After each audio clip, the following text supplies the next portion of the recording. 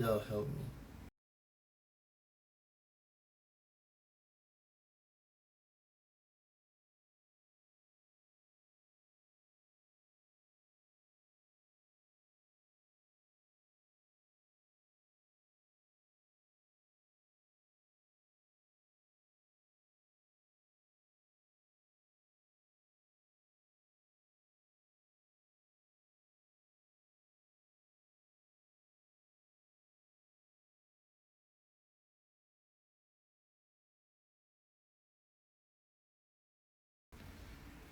Let me, if y'all.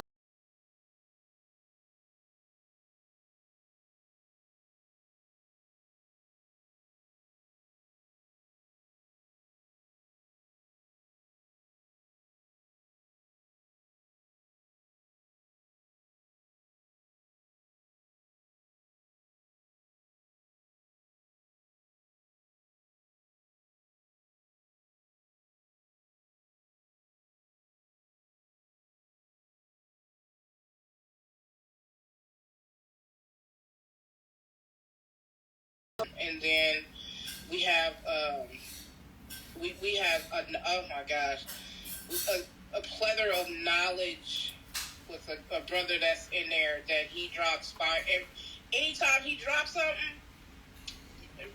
copy it, paste it, take notes, because the brother is fine. Because I research everything anybody tells me, because I want to know for myself if it works and if it's true. But it be going down. It be going down. People be dropping gems left and right. The letters that we're writing and sending out, and how, you know, the correspondence and the vocabulary is being broken down. You learn a lot in this group. I know I can say that I've learned a lot, and yeah, that's pretty much it. But the collection, what these collection agencies have been doing, LV Envy is one of them, very notorious. They've been parking debts on people's consumer report and not notifying them, which is a violation. So you can get remedy for that. But now, with what we know, Mika, with the new law, isn't parking that without contacting the consumer an illegal practice now? Yes, yes, it is. It always has been. But since the new law passed, it's actually increased. Like, they really don't care. The consumer reporting agencies haven't been responding. The CFPB is actually now starting to go after them, because that's one of their number one complaints, is them not responding. But as far as these collection agencies, I know someone after this new law has passed that has got calls for one debt within the 7 days, and you're only supposed to get called once every 7 days. If you only have one debt with that collection agency. That is correct. And also, let me let you guys know something about cease and desist. Okay, if you don't know what's a true, complete cease and desist, and what a collection agency is supposed to do, when you ask them to validate the debt, which is basically asking them to investigate it, these things are supposed to happen. One, they're supposed to delete that from your consumer report. Delete, not remove. They're supposed to delete it while they are conducting an investigation. What is an investigation, you say? An investigation is when you physically have to go out and interview family, friends, and witnesses. They don't do that. They can't. While that investigation is being going on, it's supposed to be deleted. And when you do a cease and desist across all mediums, it is supposed to be deleted from your consumer report, because your consumer report stands between you and the collector. It's a medium. It's in the middle. So when you tell them to stop contacting you through all mediums, that means your consumer report as well, because they are still communicating to you. Because when you look at your consumer report, it's there. I see it. You're communicating to me that I still have this alleged debt with you. After I've asked you to cease and desist, I've asked you to stop contacting me through all mediums, but you are still reporting this on my consumer report. Guess what? That is a violation. Write an affidavit. Get the bag. Get your money, because those are violations. So, as it relates to the debt collectors, right? There's a few points of discussion that we must take into consideration. Even though the new laws are in effect, it doesn't mean they know that the new laws are in effect. Does that make sense? So, Yes. we know because we're following up with the laws. We are reading, we're on the CFPB website, we're on the FTC website. A lot of these companies, most of them probably are not even complying. So, with the new changes in the law, they don't know that there's changes in the law. So they are still operating under the old section of the law, and a lot of credit repair companies are also doing it because some of them just don't know that there has been changes to the new law. I say if you're going to be in an industry, you really have to keep your pulse on the industry. And being in the industry, well, you got to know the movers and shakers, but not only the movers and shakers, you also got to know what is going on in the area that you're with. So, one of the biggest things is if you are working right now with someone that has a credit repair company, and just ask them, because maybe they honestly don't know. Ask them about the new laws. Ask them if they are familiar with the tactics now regarding debt collection. Just make sure that they know, and if they don't know, you can either point them this way where they can come get some education on it, or basically go do the research themselves. But either way, with the new laws are being in effect, they gotta be able to defend y'all and send out the right correspondences.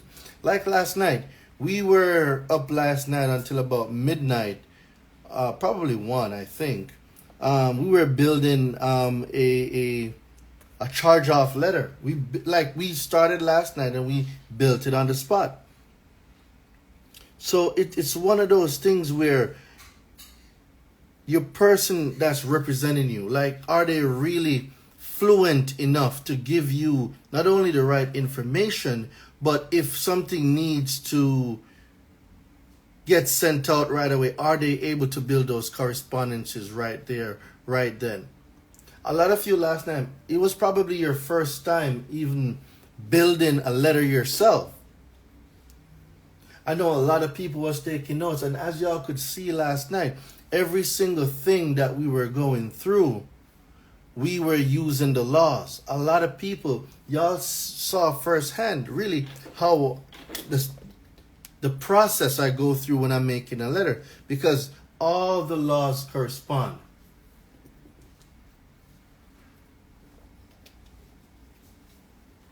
All the law corresponds, right? And you run into issues when you start separating them.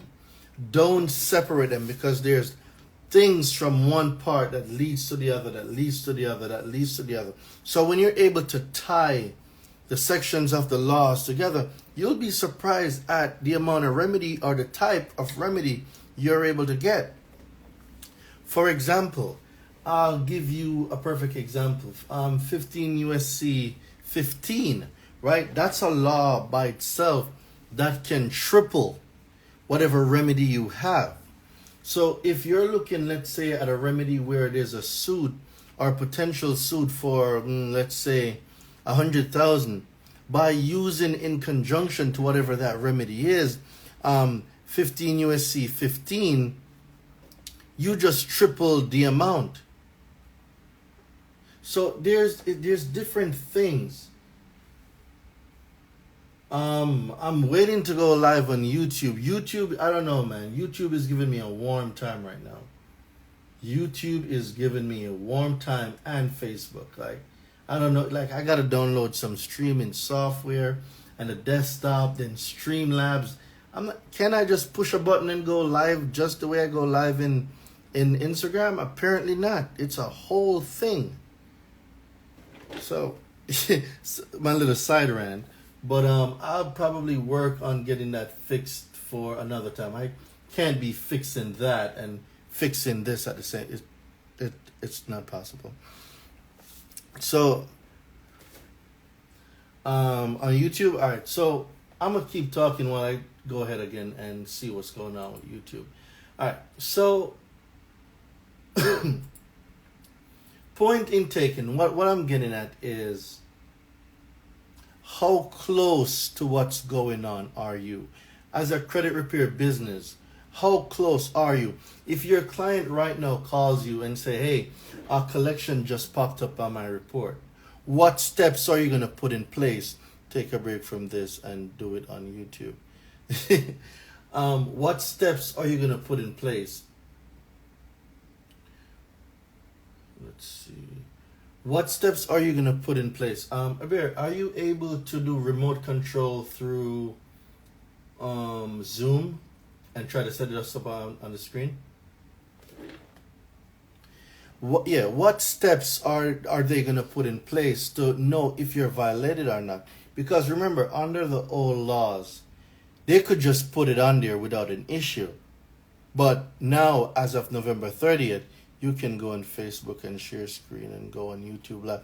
I'm trying, Terry, but for some reason, they're not connecting. They're telling me that I need some software, some streaming software, and it's I don't know.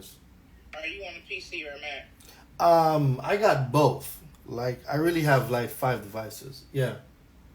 Try I know it's too late now, but OBS is one of the softwares I use when I stream. And then you can also, if you do it on a, oh my gosh, because sometimes I'll do it on a Zoom and then I'll go live while I'm on the Zoom, and then I'll be on all 3 platforms. But that takes a minute to set up everything. So okay, so for Facebook, the backdoor method we're gonna do is use the Zoom and stream the Zoom to Facebook. The only issue now is YouTube. It's just saying connect streaming software, and I downloaded it. I set it up. I paid for it, but it's just, I don't know, bro. I don't know. You need the key. You need the stream key. Yeah, but I have the stream key, but it's where to paste it. Key? Yeah, but where to paste it? Go into and you're trying to paste it into Facebook or YouTube? No, stream. They told me to get Streamlabs, I believe it's called. Okay. I know you can you paste the stream key. I know with OBS, I take the stream key from OBS and then I paste it into the stream key box for when I'm on Facebook. YouTube, there should be you should take that same key and paste it in. It's been so long since I've done a live on YouTube like that. I can't remember exactly where to paste it. So I need to figure this out. I thought it was just a push button, so that's definitely failure on my end to verify. I thought it was just a push button like all the other ones, but apparently not. Apparently not. So I'm going to have to figure this out probably tomorrow, and then probably go live on YouTube Sunday to test it out. Yeah, I see it. I see that you're gonna go to, you're gonna go through Zoom to go to Facebook. Yeah, I saw that part. It's just, yeah, I haven't gotten it yet. So that's just the issue. So what I'm saying is, guys, I need y'all to be tapped in with whoever is. Do you have something to remove repo? Yeah. So Vision, if you go on my website, you're gonna see a repossession manuscript, and that gives you the whole process and walk you through the whole repossession process.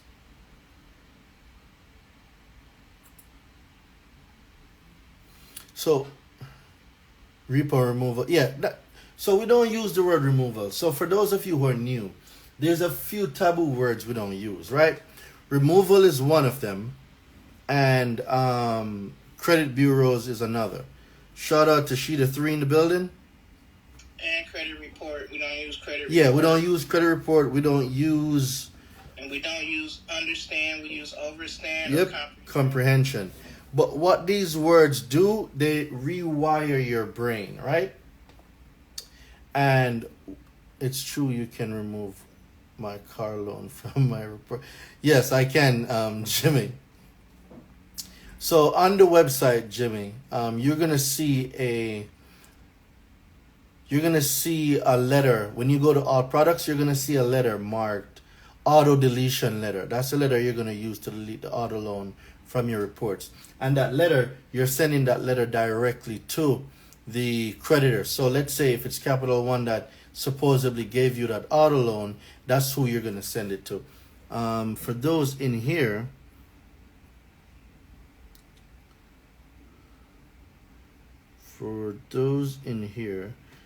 let me get the website so I can put the quick links.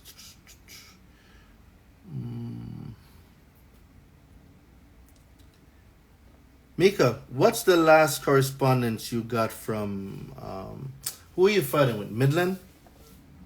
LVNV. LVNV, okay.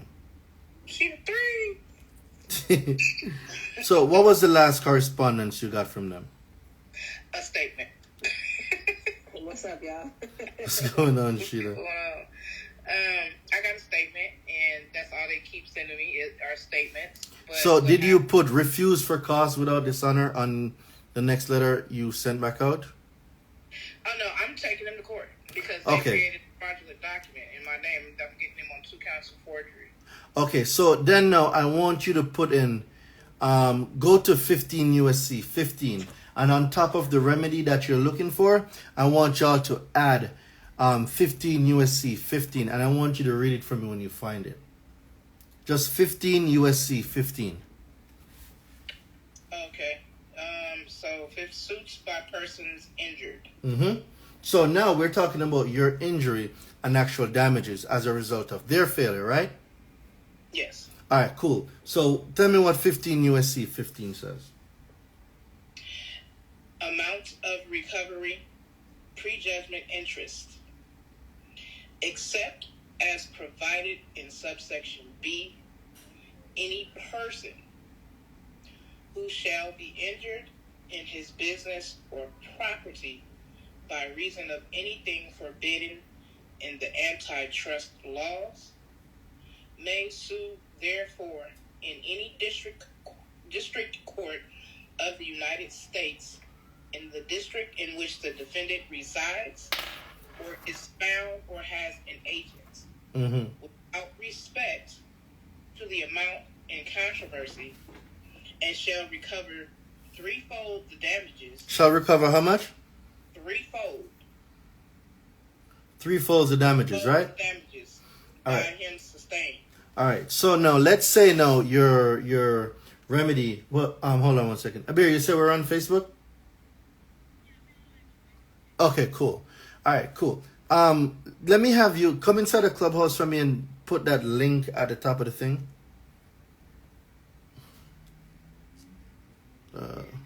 I bet. So now let's say, Mika, you go to court, right? How much do you have them in court for? With all the violations, I have them at about 17,000. So that's 17,000 times 3. When you add 15 USC 15 to it. So how much does that give you? Where's my calculator? Well, you said 17,000 times 3? Yeah, so now we're going to have 17,000. 51,000. There you go. Now, let's talk about actual damages, right? Hypothetically, tomorrow you go and that G-Wagon is looking really, really good. I've already applied for some stuff. And that G-Wagon is looking so good that it has your business name written all over it. Now, I know you buy land, you put up billboards. I also know that you do vending machines. And this G-Wagon, drop the seats down in the back, will be great to transport some vending machines, right?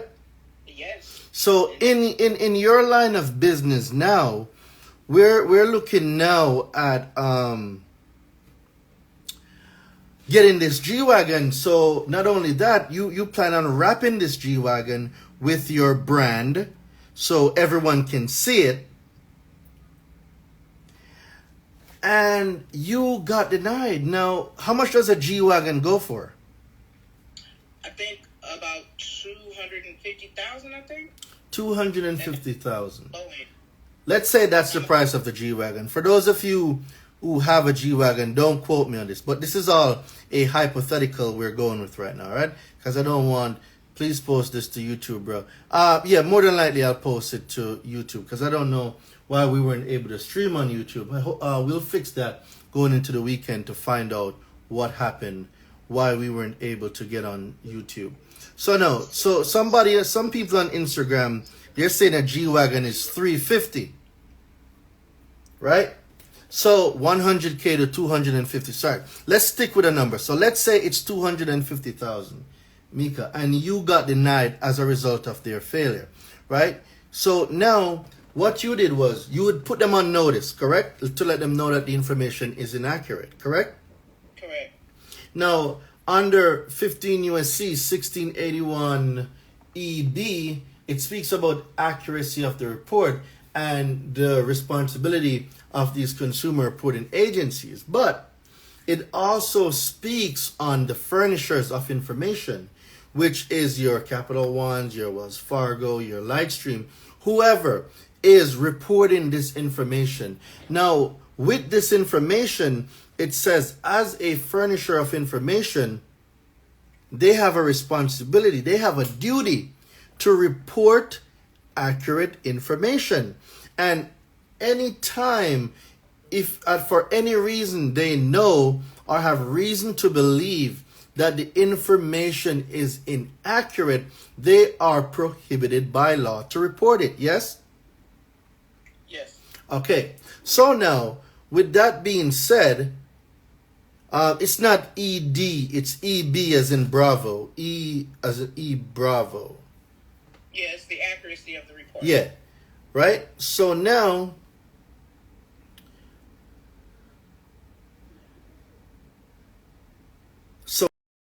we're now talking about a situation where you got damaged as a result of the failure.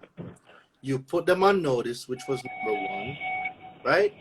You put them on notice, you give them an opportunity to cure, and then they are willfully non-compliant. Now, when they go willfully non-compliant, it brings them to a specific section of the FCRA, which is called civil liability, 15 USC 1681N. And under 15 USC 1681N, it says that, let me not paraphrase this, and let me pull up the exact quote. Any person who willfully fails to comply with any requirement imposed under the subchapter with respect to any consumer is liable to the consumer in an amount equal to the sum of any action. So hold on, Mika. You're reading too fast. You know you're not supposed to read that fast. Hey, Assets, could you mute for a minute for me? We're hearing the feedback. Go, I'm listening. Go. Yeah. So now it says any actual damages. Well, Mika, you got denied for this G-Wagon, right? Yes, sir. That is called actual damages. So now you needed the G-Wagon for your business. So now when we go back to 15 USC 15, it did speak about you getting injured in your business as a result of the failure, yes? Yes, correct. This is how you're going to tie 15 USC 1681 into 15 USC 15. So on top of what your actual damages are in 15 USC 1681, you can now 3 times or threefold that. So your 250 can actually become 750. And you are correct, because I was studying some case law in Midland. They got hit hard for like 638,000. Sheesh. Yeah, Midland got hit. I forget who that case, the case that I was reading, but they got hit. They got 683 or 38,000. I get my numbers backwards sometimes, but over $600,000. And and before I land my hot air balloon, I recommend anybody going out and purchasing a subscription to the NCLC Digital Library. It will be your best friend. Trust me. The NC, I think I have 10 of their books. It cost me around $7,000. Their books are not cheap, but it is so worth it. Yes. The information in the NCLC is remarkable.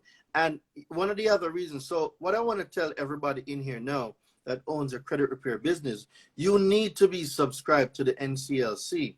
When the new rules changed for debt collection, I immediately got an update. So they updated me when the first rule, when they were making changes to the first part of the rule. So there's part 1, part 2, and then the final rule.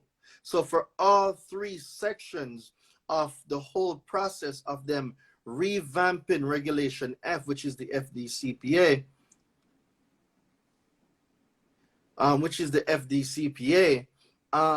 got updates that this is what's going on, this is what they're talking about, and this is how I was able to stay on top of the information. Shout out to my boy Jeremy Lucas in the building. Shout out to Jay. Oh, I see all my people coming in. Wow. All right. I see you, Miss Portier. Damn, everybody's coming in today. All right, let's go. It looks like we're gonna rock today. So I'm just gonna put y'all in mute. I'm gonna moderate y'all, and then I'm gonna go into introduction in a few minutes. So Nina and Jeremy, you both should be moderated. Boom, that's done. Let me see. All right, bet. All right, cool. So let's get back into it. Hey, D, I got some sauce for you too, man. All right, so I'm gonna let my boy Assets. He's got some sauce. Let me see what type of sauce he got, because he always got some good sauce. Hey, yo, listen. Hey, D, what's up, y'all? Listen, let me say this to you, right? So I got an inside scoop on something right now. All right, so when I talk about Metro, hold on, let me make sure everybody in Clubhouse can hear you. Can y'all hear him on Clubhouse? Yes. All right, go ahead, Kim. So what I got going on, right? The guy that made the Metro 2 software, me and him is doing some letters together starting in February. So he is a 20-year-old ex-debt collector. So what we do is, what I've been doing is picking his brain on how can we beat the debt collectors. So it's a word that's really good to use in y'all letters. It's called truncation. Truncation is when you look at your account numbers at the top of your credit report, and it got the little stars. Each star means something. So if it's like over 3 stars, 4 stars, it could be identity theft. It could be your account is merging with another account. It could get crazy. I got a whole dialogue I'm gonna send to you, Dave. You can use it. You can put it inside of a letter. It definitely works. It's called truncation. It's definitely good to have in your arsenal. So how would you use this? I would use this because you can use it off the coding.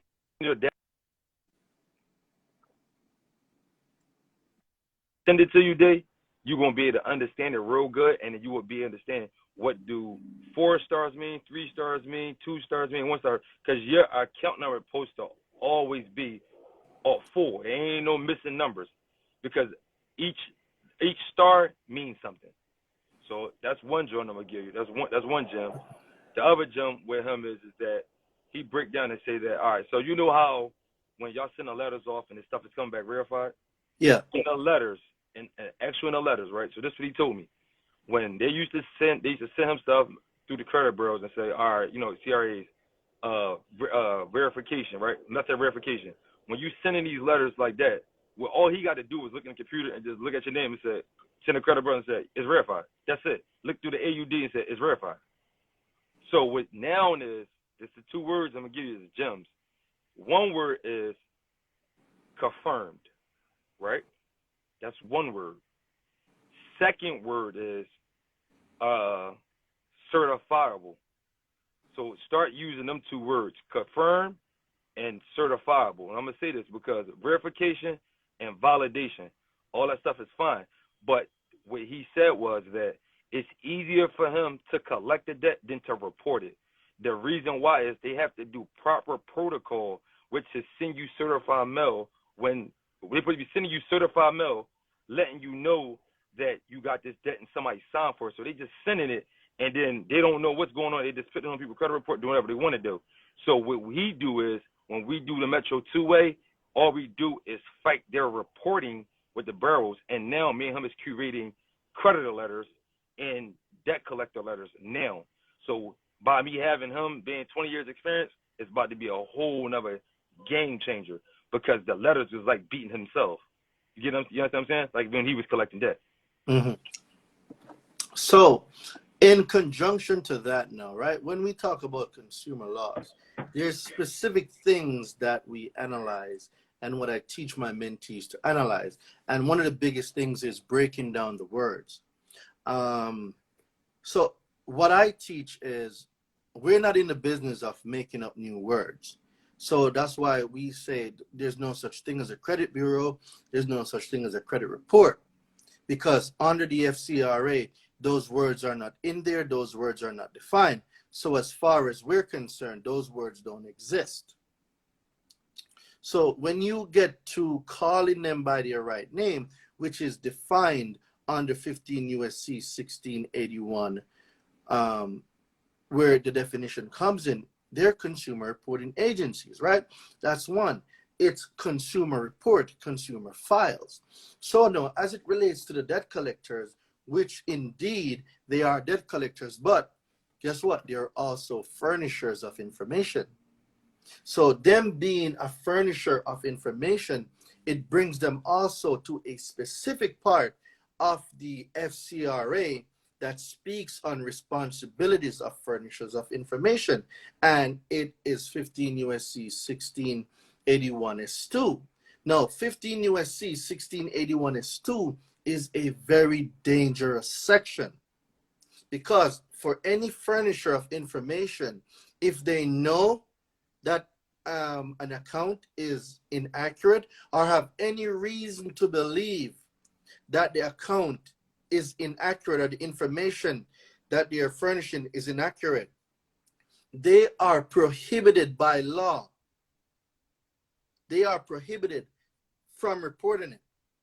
So now, if, like I use this example all the time, 5,095 cents is different from $5,000. $5,000 is a character by itself. 5,095 cents is a totally different thing. So any part of the information, when you break their words down and you look what the definitions are, what does the word accuracy mean? Well, last night, where is that damn letter? Sauce, should be in sauce. Last night, when we were breaking down the words, when we were making this letter, we found out that the word accuracy means exact, all values correct.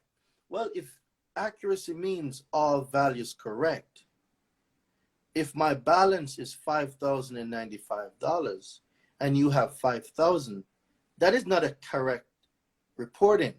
That is inaccurate.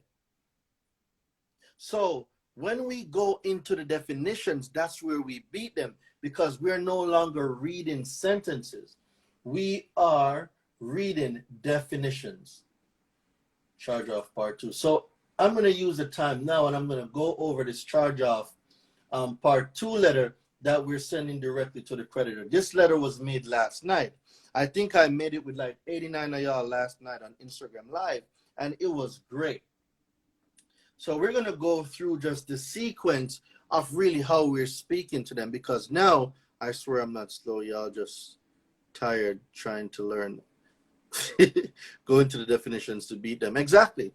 So we spend time comprehending their language, because don't think that the meaning in a Webster's dictionary is going to be the same as a meaning in a Black's Law dictionary. These are not the same words, right? So this is how we started out the letter last night. So let's say we're addressing Mika. Who's that company that you don't like? It's Midland, right? Yeah. All right. So after this letter, I'm gonna go into having my moderators introduce themselves and all of that great stuff. So the first thing we're gonna start off with is a notice, right?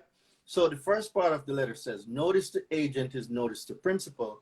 Notice to principal is notice to agent. What does that mean?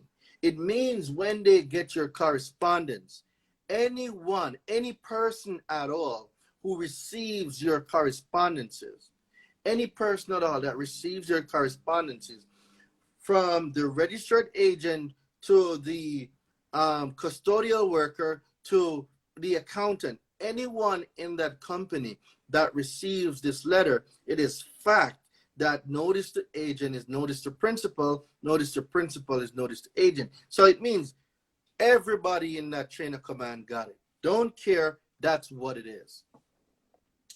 XYZ company, you are furnishing inaccurate and incorrect information to the consumer reporting agency. So the first thing I did was tell them that they are furnishing inaccurate and incorrect information. So if you go to 15 USC, where is it?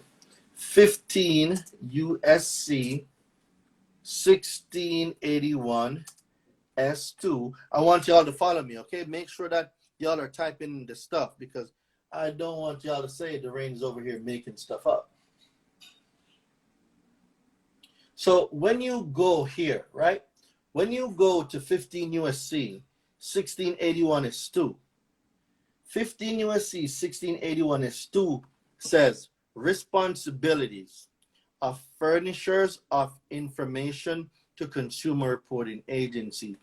Every corporation that gives consumer reporting agencies information, they are furnishers of information.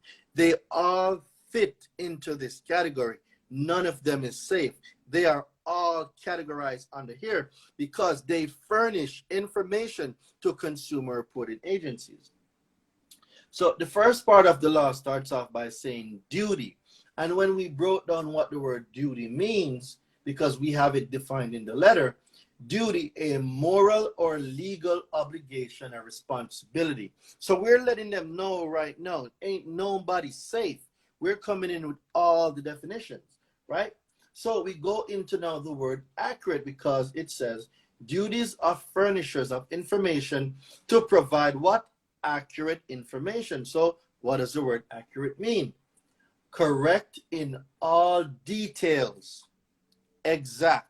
So if my balance is $5,095, you cannot report $5,000. $5,000 is not the exact value. That is an incorrect value. This is why you have to be meticulous when you go through your consumer reports.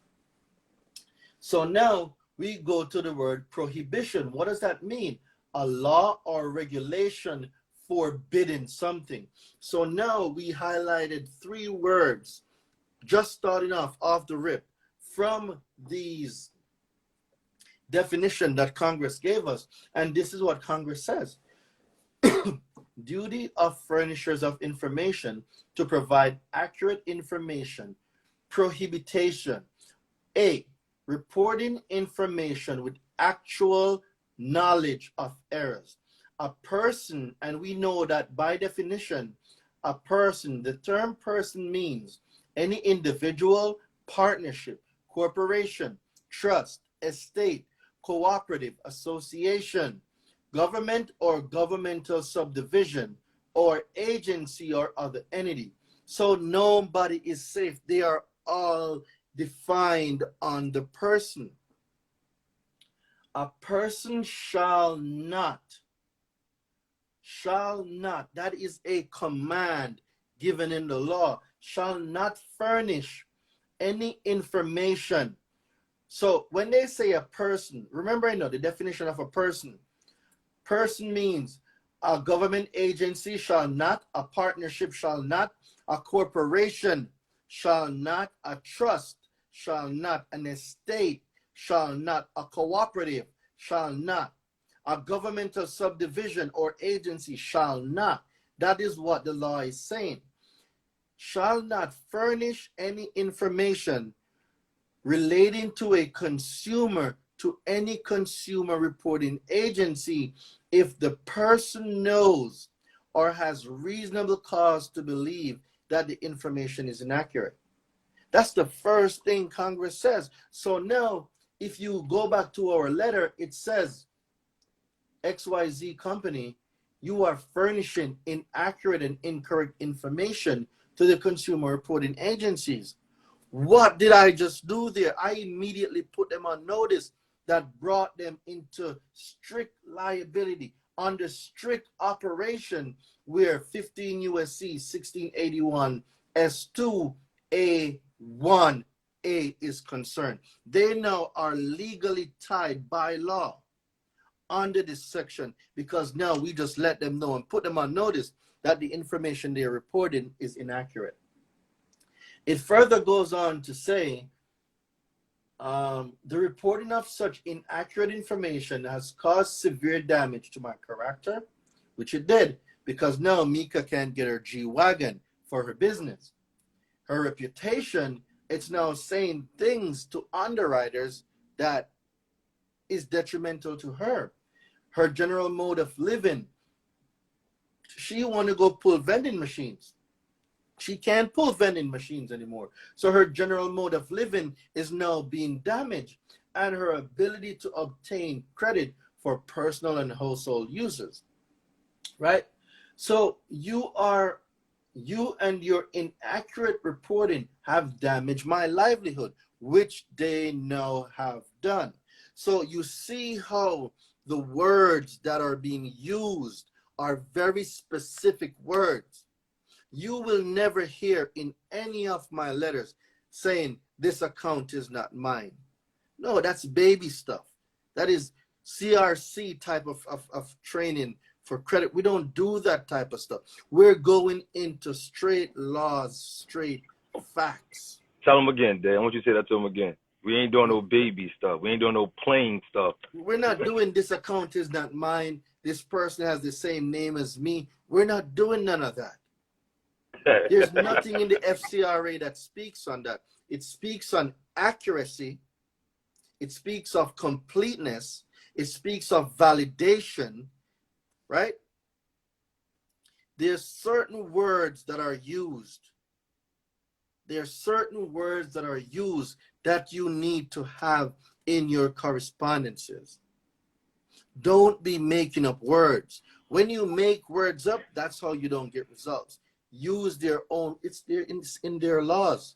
Like, why would you not, like, it's like going to China where they speak Mandarin, but you're there speaking Spanish. That don't make no sense, bro. Speak their language. Speak to them in their language, right? So right here now, it says 15 USC 1681 S2, responsibilities of furnishers of information to consumer reporting agencies. Boom. So now we hold them accountable under this section of the law. Then we're going to say, because this letter was built for a charge-off, so now this is how we're going to prove that a charge-off is an inaccurate account that's reported. So as defined by the IRS, even if you didn't receive Form 1099-C, you must report canceled debt as gross income on your tax return. That came straight from the IRS. Oh man, hey Dave, I would love to touch on that. I would love to. Go ahead. IRS publication 2021. When you look up Form 1099-C and you go into what the definitions are, the IRS is going to tell you, even if you don't receive your 1099-C, you must report a canceled debt as gross income. Guess what? Income does not get reported on the consumer report. Debt is reported on the consumer report. not income. I'm going to say this again. Debt is what is reported on your consumer reports, not income. So if anyone wants to give me some information where their income is being reported on their consumer report, I would love to see it. But I am yet to see a consumer report that has your income on there. And if the IRS is saying that a canceled debt is income, how is income being reported as debt on your consumer report? That doesn't make any sense. It cannot be income and debt at the same time. It's either it's income or it's debt. And once the word charge off is there, it means somebody filed that 1099-C. So it's either you're lying and now you're doing false reporting.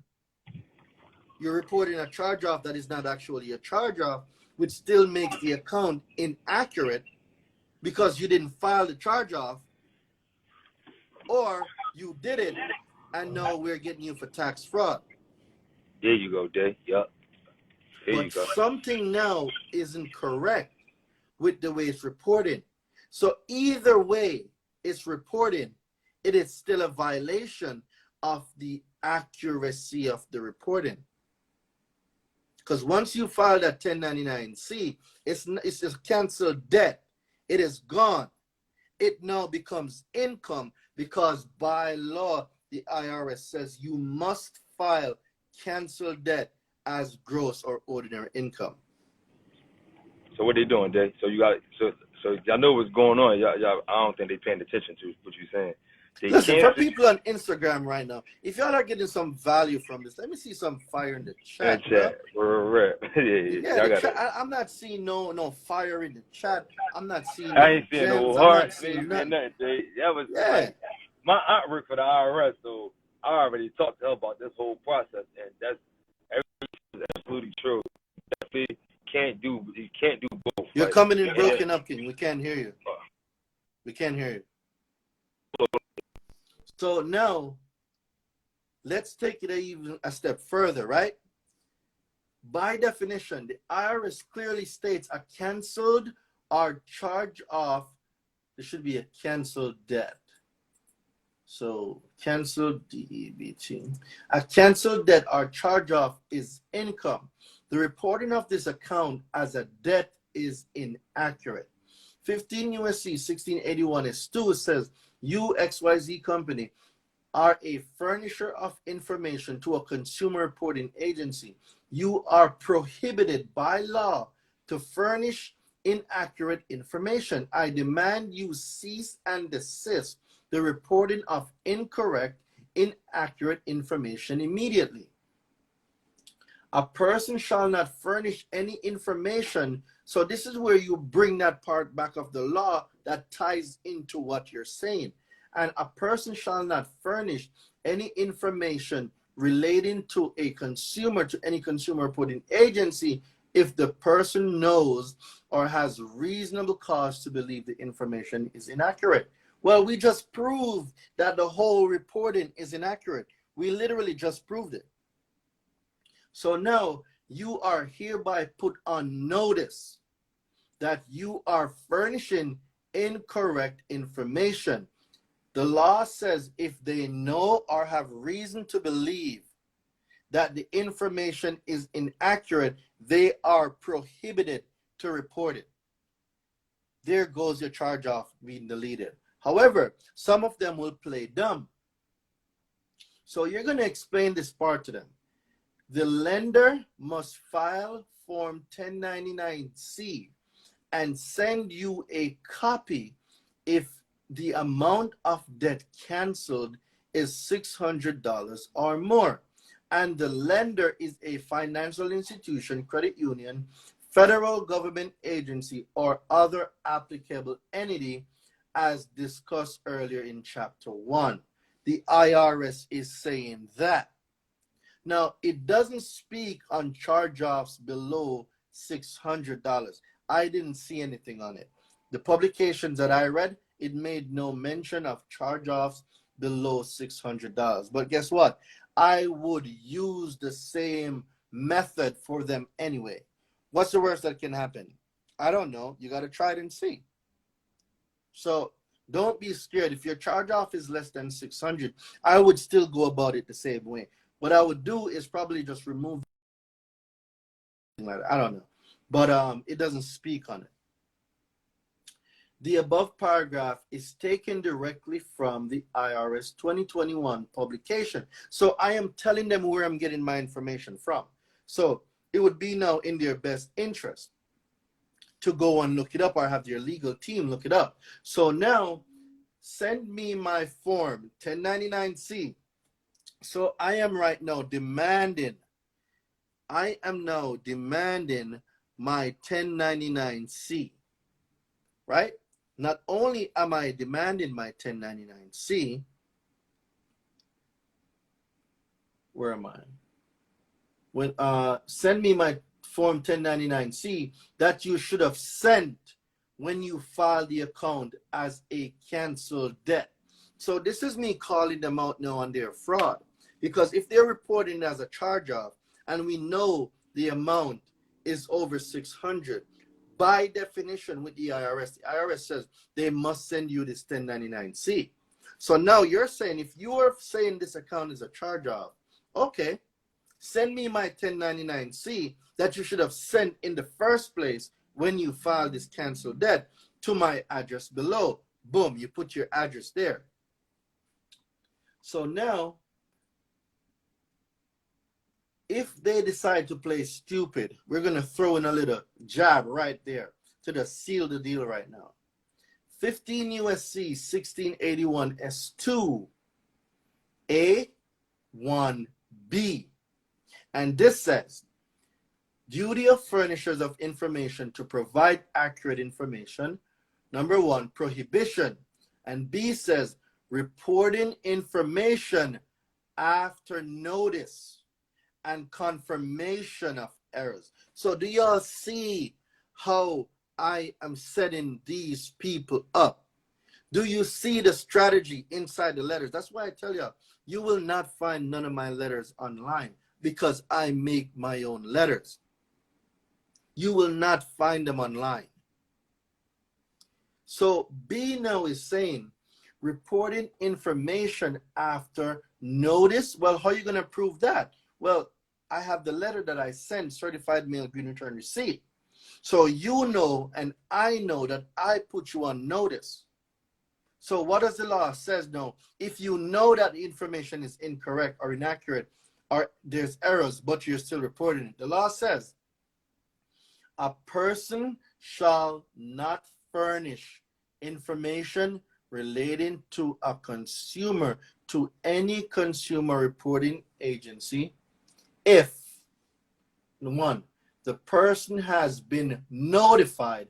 How do you prove that they've been notified? Well, goddamn, Daraine, I'm glad you asked, because I've sent this correspondence, certified mail, green return receipt, and I had it notarized. So now I've just proved, number 1, that they were notified, right, to the address that they gave me. So if I have beef with Capital One, I'm going to call them and I'm going to say, I have a dispute. Where do I send my disputes to? There's something on my account and I want to dispute it. Please get out of the habit of talking to them on the phone. Unless you're doing the 24-hour express inquiry removal, which you're not even supposed to be doing, but you can if you want to. Do not talk to these corporations or consumer reporting agencies over the phone, right? So now, where are we? We send it to the address because we called them ahead of time and we find out where their dispute center is so we can send in our correspondences, right? For such persons, such notice that specific information is inaccurate. So the law is telling you exactly what you need to say now. This is why I don't comprehend why people make their own stuff up. Listen to this and listen to this keenly. It's telling you exactly what to send. The person has, let's start over. 15 USC 1681 is 2. A1B. A person shall not furnish information relating to a consumer to any consumer reporting agency if 1. The person has been notified by the consumer at the address specified by the person for such notices. That's the first thing Congress tells you. Congress says you need to notify them and you need to send it to the address that the person gives you that handles the notices. So if you don't send it to the right department, you are not following the steps.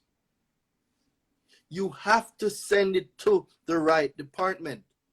It clearly says it in the law. The person has been notified. That is your correspondence at the address specified by the person. So when you call them and say you have a dispute, they must give you an address that you're supposed to send that correspondence to. These are your paper trail. The law is the law. I am not making none of this stuff up. It says you have to send it to the address specified by the person for such notices. So this is a dispute, capital 1, where please give me the address where you take consumer dispute. I have a dispute and I'm going to send it in the mail. What address am I going to send it to? That's the only time you should be on the phone with them. When you're getting the address, I need to know how to assign my water bill to a financial institution so I can get paid. So, lost my chain of thought. Okay. To such notices, that specific information, and this is what Congress is telling you, that specific information is inaccurate. This letter is billed for a charge-off. The specific information we're speaking about is the account that is listed as a charge-off. That is in Congress tells you what you need to do. And the information is in fact inaccurate. It gives you the whole script. This is the whole script to get the charge-off deleted. So now, in conclusion, I have shown you and you have been put on notice that you are reporting inaccurate information. The information is, in fact, inaccurate. So all pieces of the law I have now put inside of this correspondence. Every single piece of it. The continued reporting of this inaccurate information is a clear violation of the law. 15 USC 1681 is 2. Of your responsibilities as a furnisher of information. You have caused me and my family severe harm due to your negligence and inaccurate reporting. This is a final opportunity to cure and delete this erroneous, inaccurate account from my consumer reports. You have 10 calendar days to delete this account from my consumer report. Now, so now, Abira, I saw that late. I just finished the letter. I totally saw that late. So now, every section of the law, you just hit them. You just hit all the sections under 15 USC 1681 is 2. So now, if they don't comply, can you remove a collection from a business credit report? Business accounts are different. The only way you can tie it in is if it reported to your personal account. So like, for example, American Express, if it's an American Express and you're PG in it and then it's reported now on your consumer report, that's the only way that I know. There might be other ways, but what I know is the only way to do it is if that account is reported on your personal. So with Amex, they love to PG. This is how you would bring Amex into the rules of this on the business side. That's the only way I know how.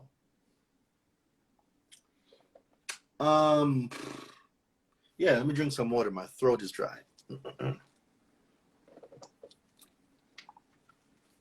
right. So now I'm going to have my moderators introduce themselves, and then we're going to go into discussing what was just said. I know it was a lot that was said. PG means when you personally guarantee or guarantor something.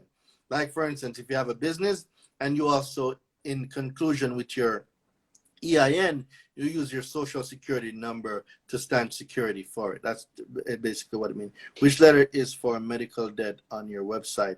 I've taken down a lot of the debt collection letters because they haven't been updated yet. So with the new rules, my letters need to be updated. So I have to go back through. I'll probably do it tonight because I'm not going to be on this live for 6 hours. So I'm going to do it tonight. So after we finish the live here, what I'm going to do is I'm going to start updating the debt collection letters, and I am going to, can I get remedy? Yeah, you can. Because if the reporting of that account, let's just say now, it's the, let's use American Express. I love Amex, but Amex, if you default on your business Amex, it gets reported to your personal. Well, if it gets reported to your personal, now they are in jurisdiction of the FCRA because they now become furnishers of information and they fall under the FCRA. So if the reporting of the information is inaccurate, that's one. Or, how should I put this? There's different ways to get stuff deleted. And give me a moment, Daraine. I'm at the dentist. Okay. And there's many ways to get stuff deleted. Can you take bankruptcy off? Yes, I have a bankruptcy deletion guide on my website. So if you go to the quick links right now, the quick links that's there, the quick links that's in my bio, and you go to bundles on the website, you will see the bankruptcy deletion guide.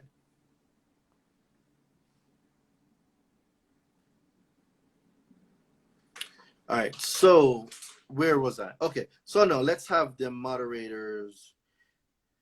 Let's have the moderators introduce themselves. All right, I'm gonna hold up on the questions right now.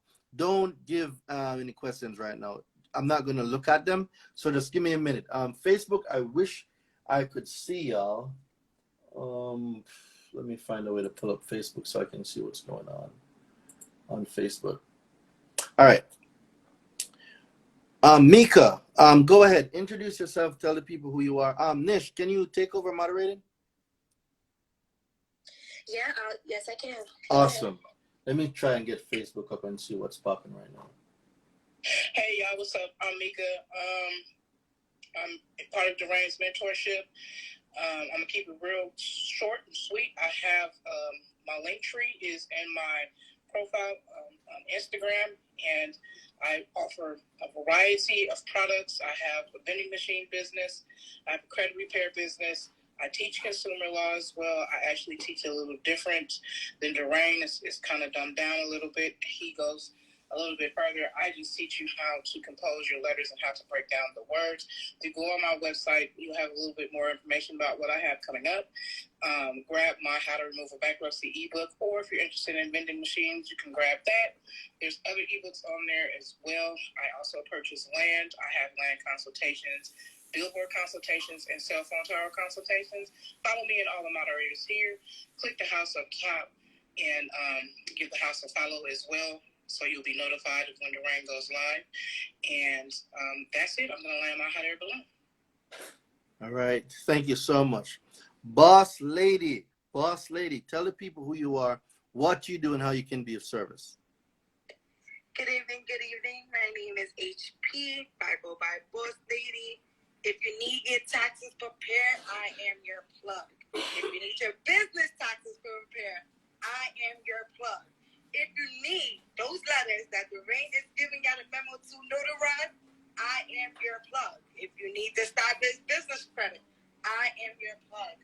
I do business taxes, I do accounting, and I'm actually now doing chargebacks for those that got businesses on their accounts.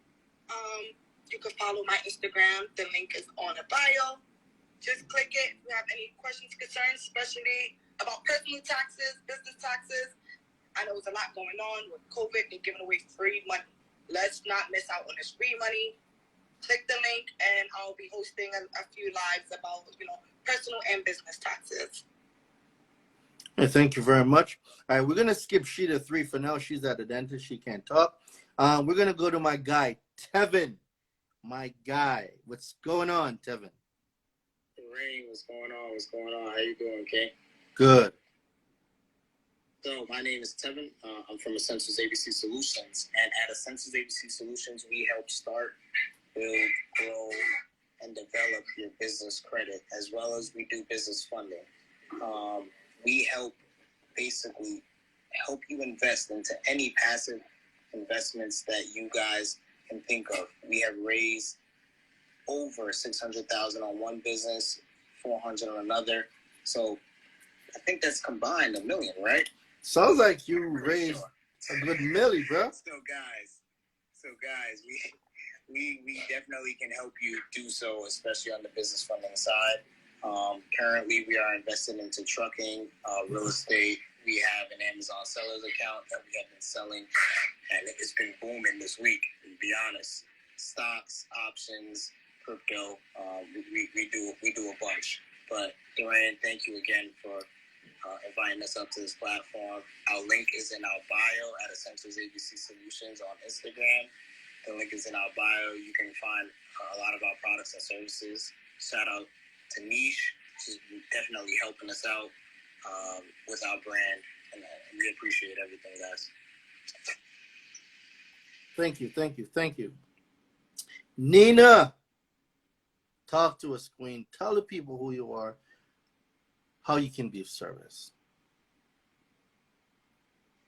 Hey, can you come back? All right, Nina, no problem. Tim, my guy, are you still with us, Tim? Are you with us? Yes, sir. Well, bless the people, King. Tell the people who you are, what you do, and how you can be of service. Absolutely. My name is Tim Taylor. I'm the owner, founder of Path and 700 Credit Consultants. We don't just take people money and send out letters. We also educate people. We hold their hand, walk them through the process, the teamwork. We do the work and we tell them what they need to do on their end so we can make this thing happen. We've serviced probably over 3,000 people and counting. You guys can bio. You go to my website. You can read reviews. Everything that's out to cost you. Some things we do for free. We do a free credit analysis and analyzer as well to break it down if you want to do it yourself. We'll do that for you, break everything down, highlight it in red, show you all your errors. We'll do it yourself. That's what we do. Specialize in personal credit repair. Thanks, buddy. No problem, King. All right. So earlier we spoke about our guy, Edwin. See, Edwin and Dave, they're in a competition of who can get the most collections, who can get the most collection accounts deleted. Right now, we know Edwin's in the lead. Dave is not too far behind. Dave, please tell the people who you are, what you do, and how you can be of service. Oh, man, well, Edwin got me, man, because I felt COVID, man. I'm still recovering, so, God willing, I will catch up with him. That is definitely on the menu for 2022. But anyway, my name is Dave, Diamond 7, man. I am based out of New York, a.k.a. the Debt Collection Killer, a.k.a. the Quiet Storm. What I do is I help people get the remedies, as Daraine says. I do that by using the consumer laws, which we are learning, and not only also learning, we are learning to exercise them. How do we exercise them? With Diamond 7 Management, we take you to the courts. After we've been going back and forth with these, well, we don't do the back and forth stuff anymore. We're sitting out 1 or 2 rounds. If we're not getting our remedies, guess what? Now we're holding them accountable, and we're taking them to court, and we're getting our remedies. If anybody needs my help, please feel free to hit me up. There's several different ways. Easiest way to get to me is to go to my website, where you will also be able to access a free, absolutely FREEE free letter where you can get the process started for yourself. And I'm big on people clearing up their personal identifiers, and I'm gonna keep it short, Daraine, and land my plane before my voice starts cracking up. Start laughing at me. So yeah, I want to shout out to my guy, Mr. Phenomenal. Bro, I'm gonna see you later after your podcast. So as soon as I finish the live, I'll meet up with you. Good luck on the live. This is one of my brothers from the inner circle. Shout out to you, bro. Your podcast interview is gonna be a hit. So I'm gonna see you after the podcast, and I'm gonna hit you up. All right. Next we have Nish.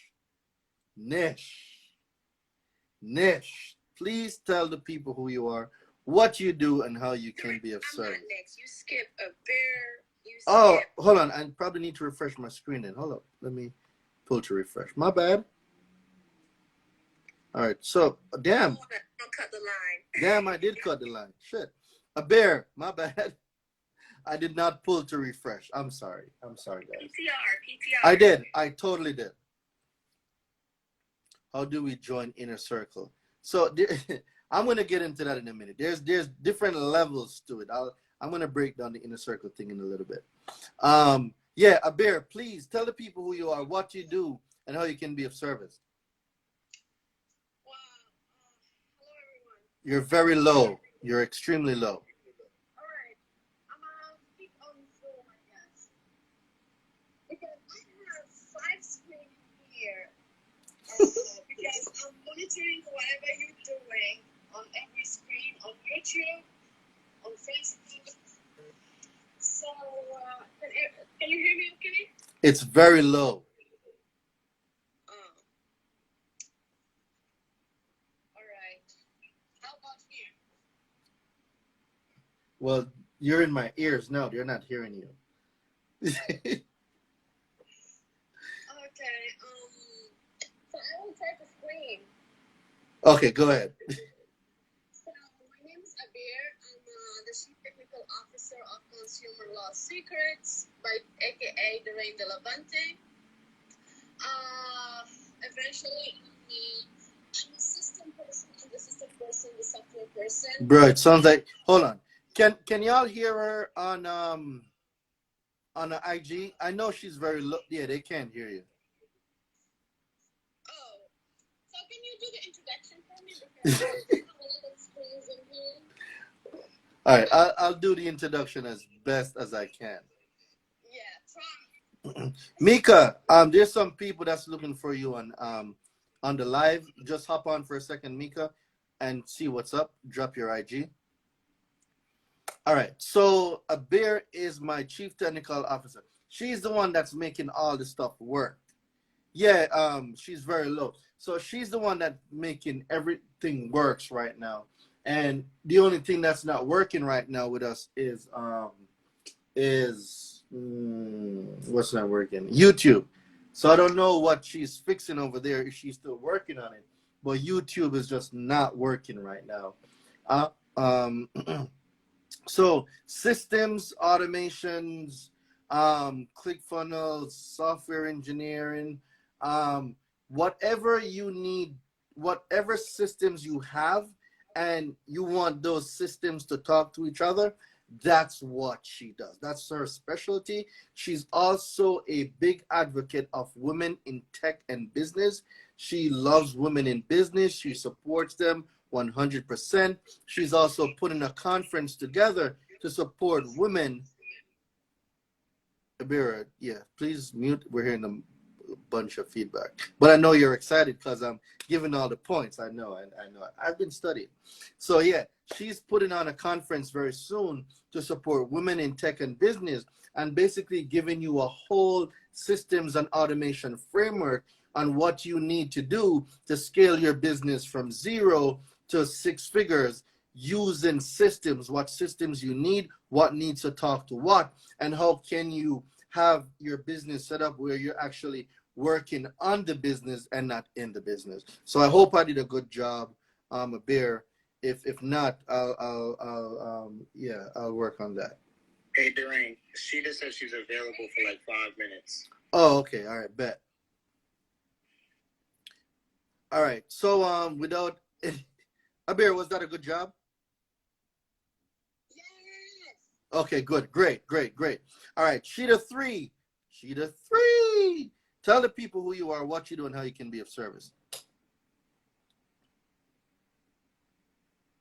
Hey everybody, half my face is numb, so I'm gonna make this as good as possible. So everybody, my name is Sheeta3 on Instagram. My name is also Rashida. I teach people how to leverage their credit in order to get everything they want, pay their rent, reduce their overhead, travel for free, and do all the fun stuff that essentially you just eventually just don't pay for anything. And it's not, we hack everything. So I teach people how to leverage their credit to get everything they want. You need Fico, you need Christmas shopping, great, you don't have to pay for it. You need direct pay, great, you don't have to pay for it. There's definitely ways to get around it, and especially once you got good credit, after you fix your credit with Daraine, if you got good credit, you come to me to get the great perks. Y'all have a good day. Damn, thank you. That was quick. All right. Nish, please tell the people who you are. Rashida wasn't playing, that was short and spicy. Yeah. Half my face is droopy right now. I can imagine. Well, yeah, thank you, Rashida. Good night, everyone. I feel like it's been so long since we have like a clubhouse. Yeah, I miss you guys. So good night. Enough love, respect to everyone. As y'all know, I'm Jamaican, so the accent will chip in every here and there. But yeah, I'm your girl Niche. My name is Nichelle, but I go by Niche, so you can call me Niche if you want to. So first of all, big announcement for all those who don't know. I just helped a company scale their business, not only scale their business, but discover their brand, show up as their brand, and scale their business from 0 to 6 figures, multiple, multiple 6 figures in 3 months. Yes, you heard that, 3 months. We did that. What we did. My first question to you is, what is your superpower? What comes easy to you that's harder for everybody else? So with that being said, if there's an area of expertise that you have, there's something that you have an ability to do, or you're doing it right now, but you're doing it on a one-on-one basis, I can help you discover your brand and scale that to multiple 6 figures if you like. So basically what I do is I come in and I ask some good questions and I build you a strategy, a brand strategy, how you're going to show up to your ideal audience. Who's your avatar? I ask you specific questions to help you discover who you are and what you want to do. Now, if you're a ebook author, a course creator, a consultant, it doesn't matter what you do. If you even sell shoes, if you're a hairstylist, it doesn't matter. Whatever you're doing right now and you're doing it and you're not able to scale it, we're going to talk about scalability. Are you scalable? How do we make that sleep money? Because that's the goal, and that's what I aim to do. So I do everything. I do graphic design. I do web design. I do systems automation. I do funnels. I'm the plug behind the plug. I'm the girl behind the ring. I work with a bear. I support Tevin, Dave, Sheeta, everybody here on this platform. I am your brand strategist. So with that being said, I'm the Chief Operating Officer for Consumer Law Secrets. And if you need anything, tap in with me, pick my brain, and I'll definitely add value to you where I can. And I'm out. Thank you. Damn. Shit. Man. Wow. Bro, I wish my thing was working right now. I would have just had pure gunshots going off right now. Telling you, boy, she got me laid out.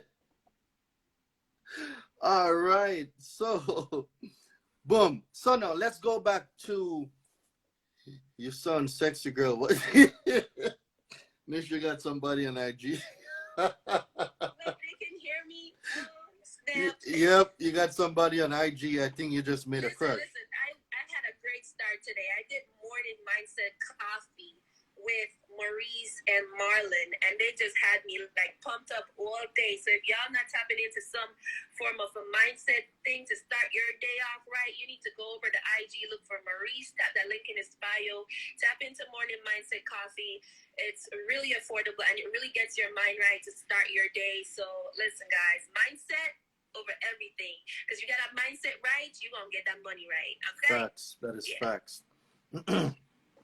All right. So no, based on the letter, based on accuracy, based on remedy, right? And what I'm saying is the remedies I'm talking about. So let's make a couple things clear. The remedies that I speak on are remedies that are in the FCRA, the Truth in Lending Act, the Equal Credit Opportunity Act, the FDCPA. So if you're talking about discharging of debt, going private, and all those other stuff, I don't teach it. I know it, I don't teach it. So just have your questions specifically towards FDCPA, FCRA, Truth in Lending, Equal Credit Opportunity Act, and those laws. As it goes for being private, I do not teach that because it's a very, very gray line. And if you misstep, I will not be held responsibility for none of it. So I teach you how to delete anything from your consumer reports. Not because something is deleted from the consumer report, it doesn't mean that you don't have the obligation or the alleged obligation. That is for you to decide. So the other part is I don't want nobody saying, well, you know, I deleted it from my consumer report. I don't owe it anymore. I can't tell you if you owe it or not. That's a decision you have to make. So I hope everybody comprehend what I'm saying. It not being on the report doesn't mean you don't have the obligation or the alleged obligation. So if everybody's tracking what I'm saying on Instagram right now, let me see some fire in the chat. I want to make sure that everybody comprehends what I'm saying. So let me see some fire going, and then we're going to go into some fire questions, because now we're going to start bringing people up on Clubhouse to ask your question. Also on IG as well. So raise your hands on Clubhouse, and for IG, I'm going to keep it at one question on IG, because what I'll do is I'll bring you on the live, and then I'll just take you off. All right? So I want y'all to really. Why don't you just have them drop the questions in the Q&A, and then you can go back and forth and not just look at the Q&A. Oh, we can do that? Where do we do that? Just the Q&A button is just at the bottom on IG Live, and they can just drop their questions there, so you can always go in and see how many questions you have to answer. Oh, bet. All right, so I hope y'all heard that. I just learned some stuff. So this little thing down here with a question mark, if y'all put y'all questions in there, then the questions are there, and then I can always go back to it so we don't lose y'all question. I just learned something. So put the questions in there. If you still want to hop on the live, though, you know, I can still put you on the live, right? But yeah, put the questions in there, and on Clubhouse, raise your hands. For Facebook, if you comment, I don't know how that part works yet. I'm still figuring that part out. View one comment. Yeah, they can comment and they can read their questions, or I will drop them to you.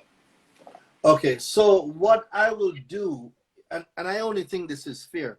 A lot of people, they're going to say, well, Daraine, when the first edition of one book comes out and then the second edition comes out, you know, they don't give it away for free. Well, I don't think I'll be giving it away for free, but I am going to decide by now on the weekend with the new debt collection letters that I've been updating. When I update them, I will decide. All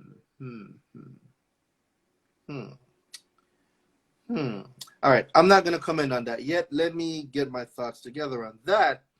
Then I'll go there. I don't want to say something right now that's going to put any one of us in a bad situation. So let me wait before I make a decision on that. Robin Morris, when it comes to permissible. All right, so I got a first question. I'm not even sure where Beer found this question, but it came in from somewhere. It's on Facebook. I didn't see it. Where do you see that? All right, I'll leave that to you. I'm not even worried about it. All right, so the first question is, when it comes to permissible purpose, that was you authorizing the CRA to share your consumer report, what does that have to do with removing the negative account on the report? Let me try to comprehend this. When it comes to permissible purpose, that was you Probably I thought that was you. No, that would make no sense though. Yeah, tell him to retype the question. I can't figure that part out.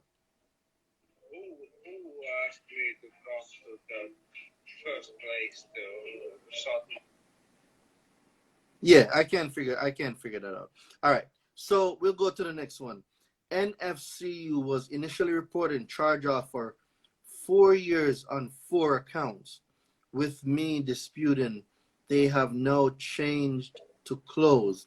What now? It's like you yeah, I take him, I don't take him. So who's? I got him. Yeah, thank you very much. I was like, all right, thank you. All right, so let me go back to the question. All right. Me disputing, they have now closed, changed to close. What now? What you need to do now is one of 2 things. So you either need to get the charge off deletion guide, join the mentorship, because you're going to need a series of letters to send out. Because the one that we made last night, that can be used as a part 1 or part 2 letter, depending on how you want to use it. So you can get the letter, which will be on the website. Abir, is the letter up already?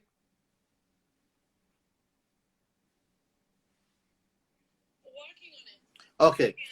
Okay. Okay. So just check back on the website. The letter, the one that I just gone through, it will be on the website probably within the next 30 to 45 minutes. You want to get that letter, you want to send it out. Key thing is get it notarized and send it off certified mail, green return receipt, right? All right, let me take some questions on Instagram, then I'm going to come into Clubhouse. All right, let me see what's up. Love you, bro. Thank you for the support. Definitely appreciate y'all tapping in. Now you said the charge-off letter would be up last night, but I didn't see it on the website. Will it be available tonight? Yes, Abir is working on it right now. We've been having some technical difficulties today. It's going to be up probably within the next 30 to 45 minutes. But before the live finishes, I will make sure that I check to make sure that everything is good. How do you remove full name? So we don't remove, we delete stuff from credit reports when they are being reported by Data Furnisher. So there's nothing in the law. There is absolutely nothing in the law that says if a furnisher of information is reporting an address or a name that it's supposed to be on your consumer report. It is not in the law. I've read it many times. It is not there. So on my website, if you go to the products and then you go to letters, you're going to see a personal information letter. Get that personal information letter, fill it out with your information, and send it off to the consumer reporting agencies. An account was part of my bankruptcy. I challenged it well. When I did, it came out of bankruptcy and was labeled as a repo. How can I fix it? Well, that's actually, yeah. See, I got so excited just now, I almost pulled my headphones out. That's actually a great thing. It's a great thing if you know what to do. So this is where I'm going to say, Rain, you need to be in the mentorship because repossession is one of my favorite things to talk about. And on my website, you're going to see a repossession deletion guide. So when you go to the link in my bio, and then you go to all products under bundles, you're going to see the repossession deletion guide. That will teach you everything you need to know about repossession, because repossession is dealt with under a different part of the law. UCC Article 9, Part 6. That's the section that deals with repossession. Repossession is handled on a different section of the law. So if you go to the website, go to all products, then you go to bundles, you will see the repossession deletion. It's actually called the repossession manuscript. That's what you need, the repossession manuscript.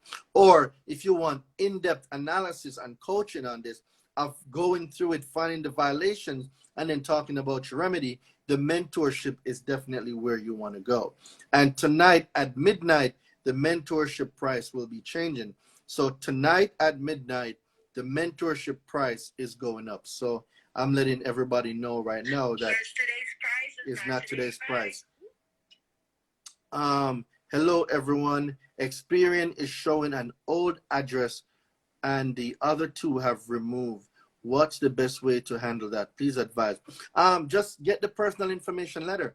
Go on my website, get the personal information letter, and send it to them. Because I've gotten more. Mika, are you here? Yes, sir. You've used the personal information letter, right? Yes, sir. All right, because I don't want it to seem like I'm up here tooting my own horn. What results did you get from using it? My personal result that I got from using it was there was an address that I had on my consumer report that would not go away, and it took me 2 years to get that off. And with the personal information letter, I got it off like within 2 weeks after sending it. Dave, did you use the personal information letter? Absolutely, sir. Did it give you any results? Absolutely. Not only did it remove an address that I had on my report for about, I had that thing on there for about 3 years. It also removed my middle initial that I don't use. I was having problems with Experian, going back and forth with them. They're telling me, oh, you got to change your driver's license, and this is what had to report, and back and forth. I sent that letter out, and I want to say within 25 days, they sent me back an updated consumer report, and that was deleted and removed. Good. All right. So the reason why I'm saying this is I don't want people to think I'm up here saying, get my letter, get this, get that. Like, the stuff works. The stuff works because it's law-based. The stuff works. Let me see.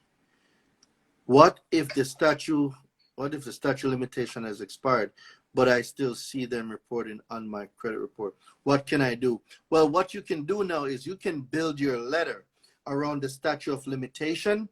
You can do one of two things. You can send it directly to the creditor who is furnishing the information, or if it's a debt collector that's furnishing the information, you can send it to them. Not only that, you can also send that same letter to Experian, TransUnion, Equifax, and let them know that the statute of limitation for your state for the collection of that debt has been passed, or if it's the statute of limitation where it reached that 7-year mark, you will let them know for them to delete it. So there's two different things. There's the statute of limitations for collecting the debt, but there's also the 7-year clock. So there's two things you have to consider when you're talking about statute of limitations. And under the new rule, there's a section that speaks to the statute of limitations now, because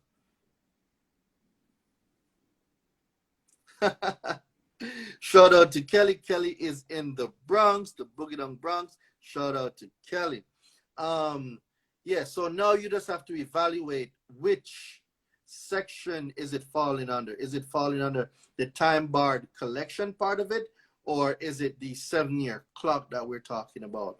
But not only that, you also need to be now educated on the new rules, which is the new FDCPA, and what the new rules are saying regarding to time barred debt that has a clock on it. All right. So you score shoot up after removing one late payment. How many points there's no real number to put how much your score is going to go up when you remove the late payment, for the simple fact that there's not one factor that goes into the calculation of your consumer report, because it goes by age, payment history, length of credit, new credit, mixture of credit, and there's one more that I'm forgetting. Can't remember it right now. So there's 5 factors that go into building your FICO.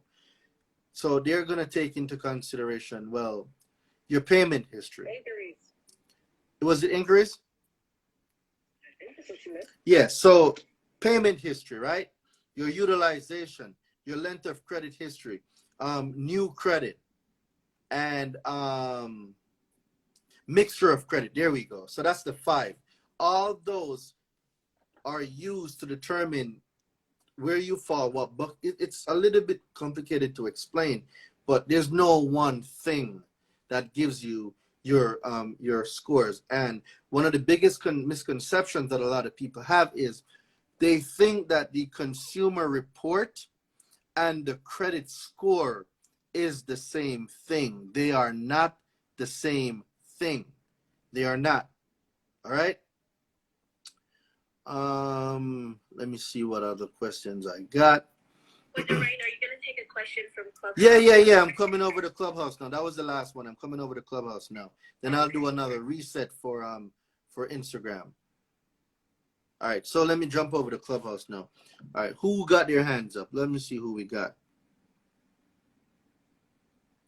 Let's see. Okay, so I have a question from Rochelle in the back channel. She wants to know. She said she needs help with LVNV funding that is older than 7 years and was in a bankruptcy. Now it's coming up again, and they sent a letter in the mail. Oh, so they want to put it back. That's why they send the letter in the mail. Okay, that's a great question. So 7 years. Within that 7 years, I need to. Can she come up on stage? Because it's going to be hard trying to talk to myself. I'm on stage already. Oh, perfect. How are you, Queen? All right. So did you make any payment within that 7 years? Did you pay them anything? Yes and no. Well, I'm going to take the yes part first. Once you made a payment, you reset the statute of limitations. That's why they can still do their erroneous and unscrupulous debt collecting, which is what they're doing right now. So when you make a payment, do you remember when you made the payment, the first payment? Yes, they caused me to go into bankruptcy because they froze my accounts.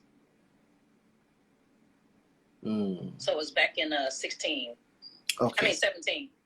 Now, after that, so after that, what happened? Because if the account is supposed to be included in the bankruptcy, do you have proof? The bankruptcy was dismissed. It was dismissed. Okay. Yes. So then that gave them free rein to come after you then, right? Yes. Okay.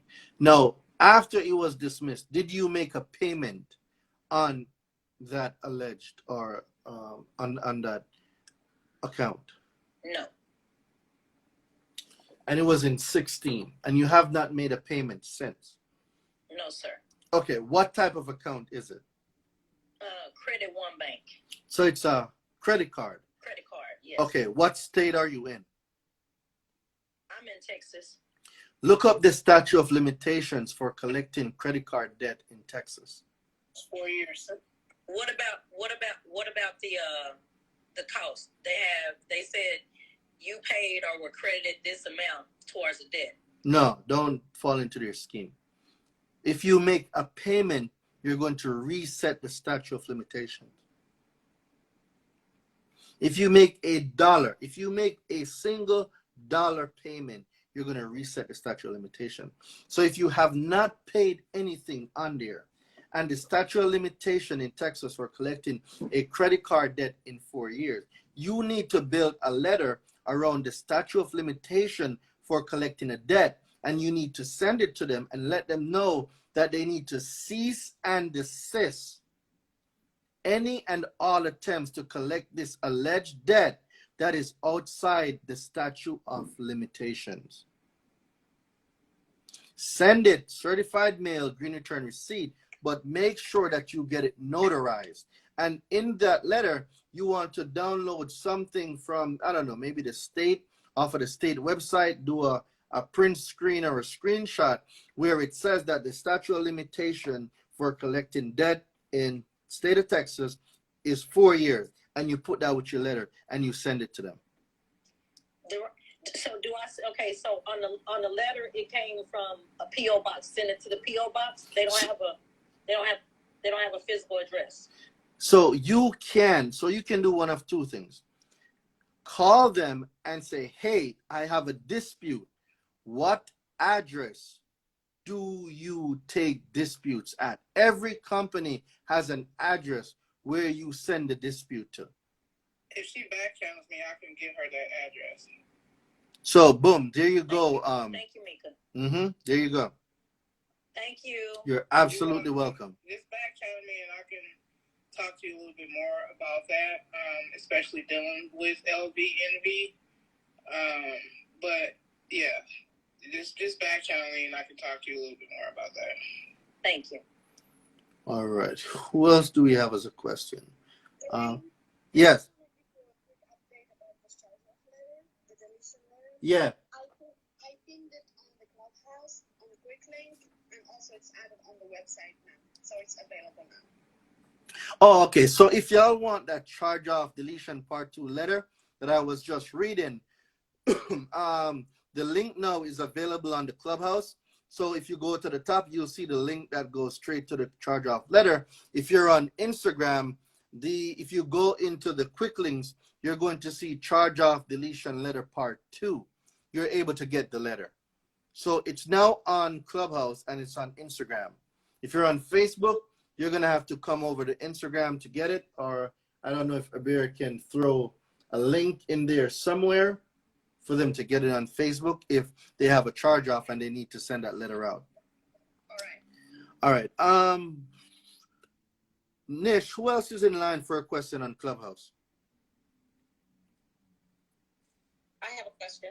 1 second, Miss Deandra. I don't want to skip anyone. There's no line. You can go ahead and take your question. Oh, okay. I saw Hassan though. Hassan looks like he's in front of Miss Deandra. I was, but ladies first, as always. Thank you, King. Thank you very much, King. Look at the gentleman. Yes, we do exist. We still exist. Shout out to you, Hassan. For that, Hassan, you get 2 questions, all right? I'll take them. Go ahead, Miss Deandra. How may I be of assistance? So my question is, I have a collection from 2019 that equates to an eviction. My daughter was 18 at the time, and so she was on the lease. It's also showing up on hers, even though no financial requirements or anything was necessary for her to be on it. They just said that because she was 18, she had to. So I'm trying to figure out what letters, if any, I could use to have both of them removed. All right. So what is it showing up as on your consumer report? Most recently, I think they changed it to a collection. So it's showing up as a collection, right? Yes? Yes. Okay. So let's see what the law says about reporting information. Do you got your phone with you, Miss Deandra? I do. All right. Can you type into Google 15 USC 15 USC 6802?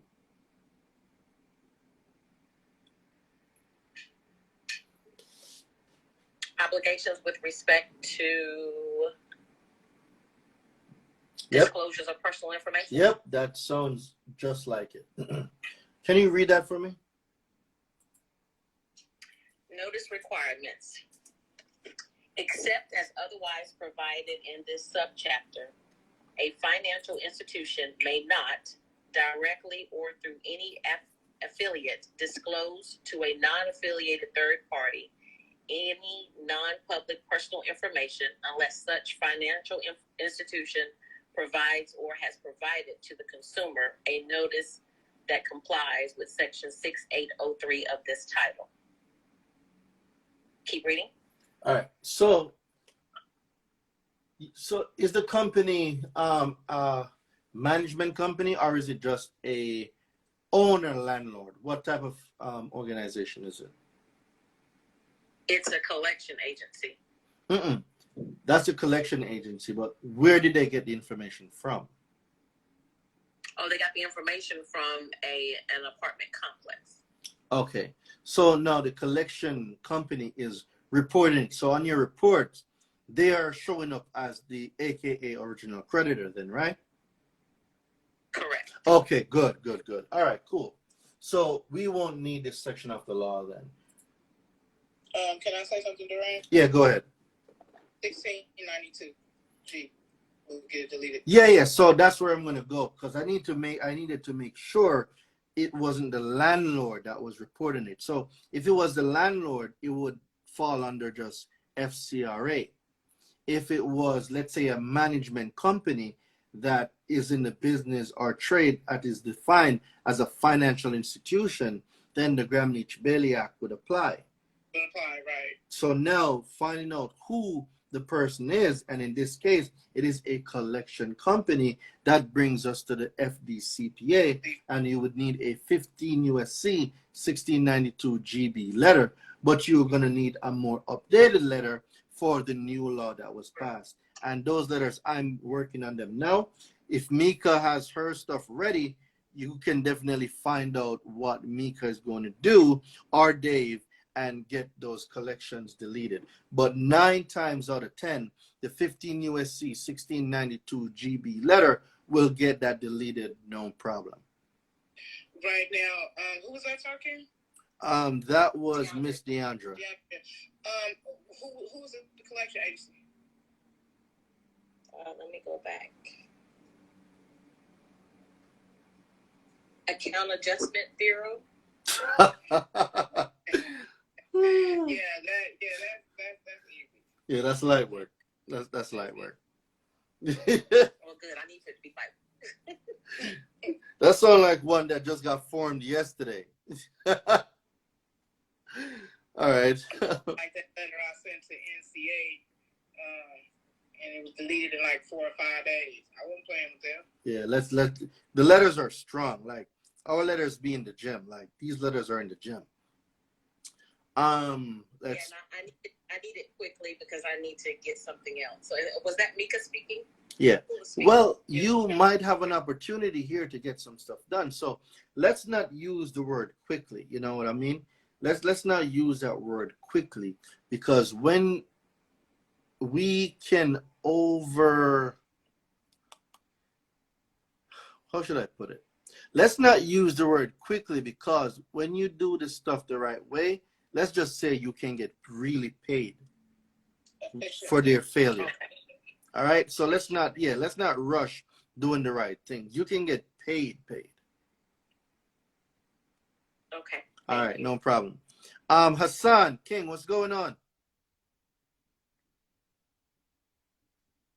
Good evening, everyone. Thank you. One, let me thank you, Daraine. When I first met you, you put me on to great knowledge, and I've been constantly going since.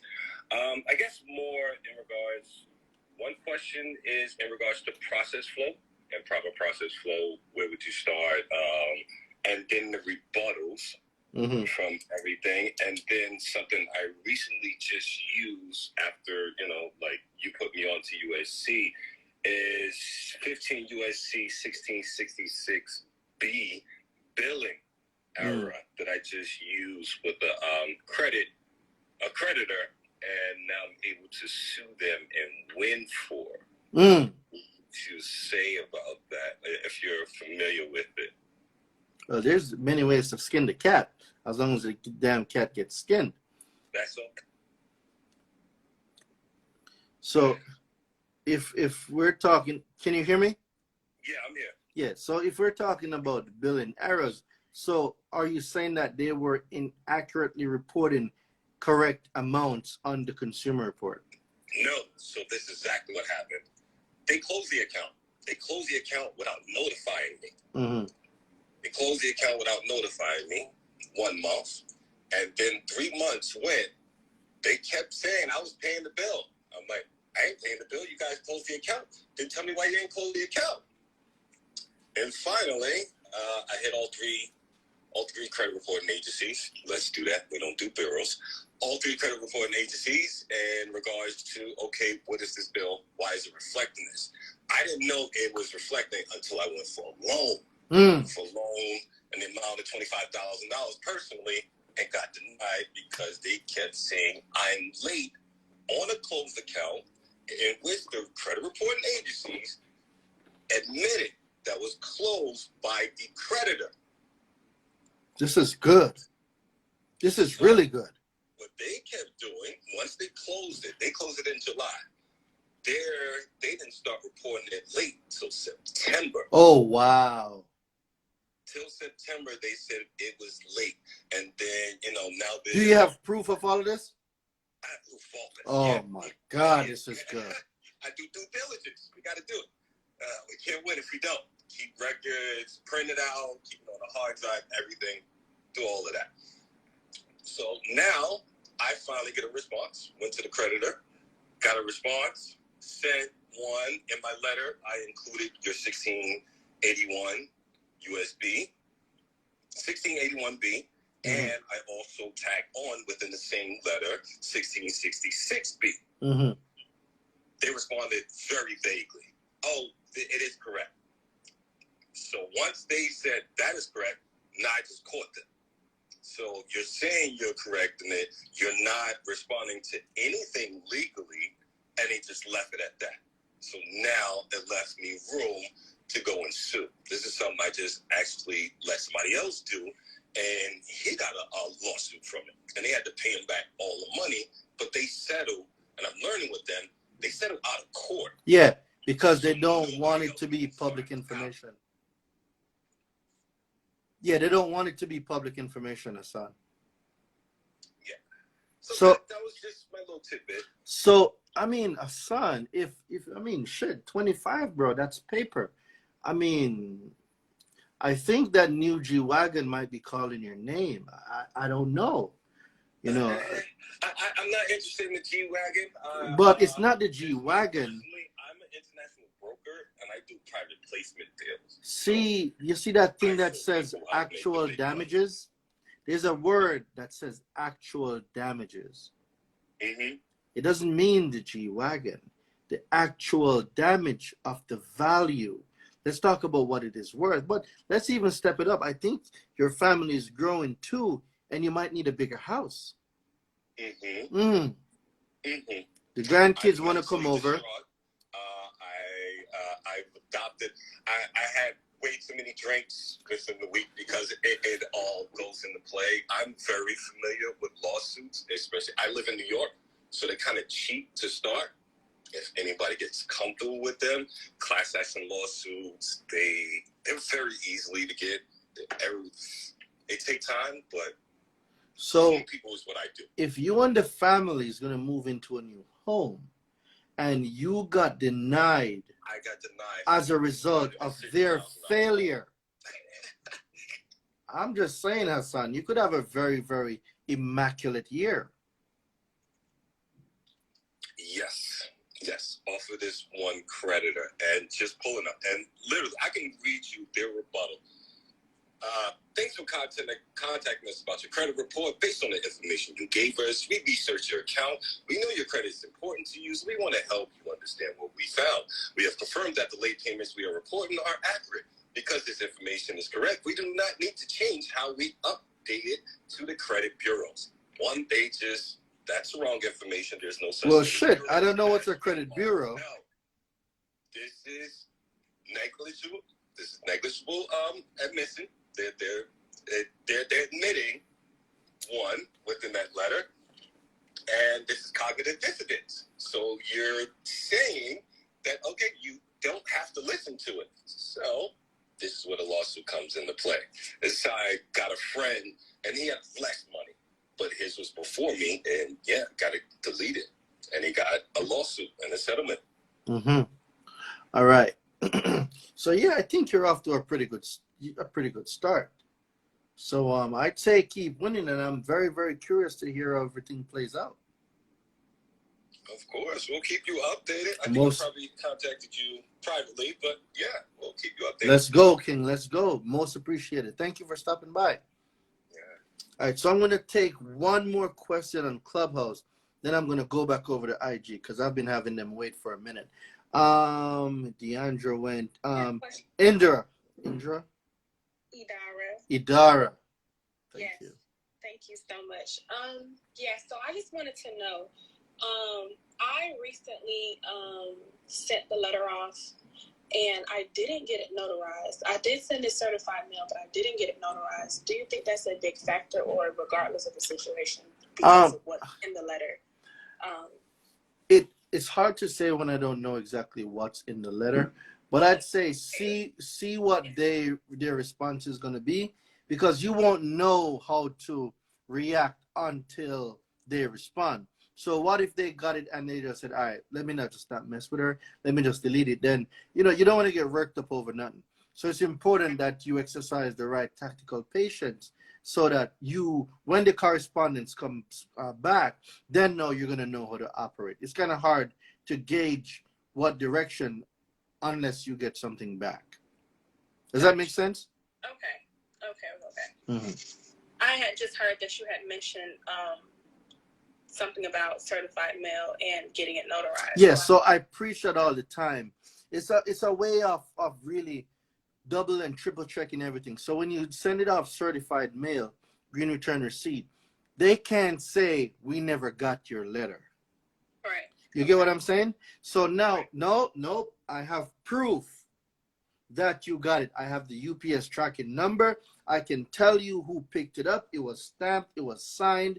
It said it got delivered this day. So this is where you're really just taking away all the gray area where ambiguity is concerned. Nope, I have it right here. Can't say I never got it. Got you. Got you.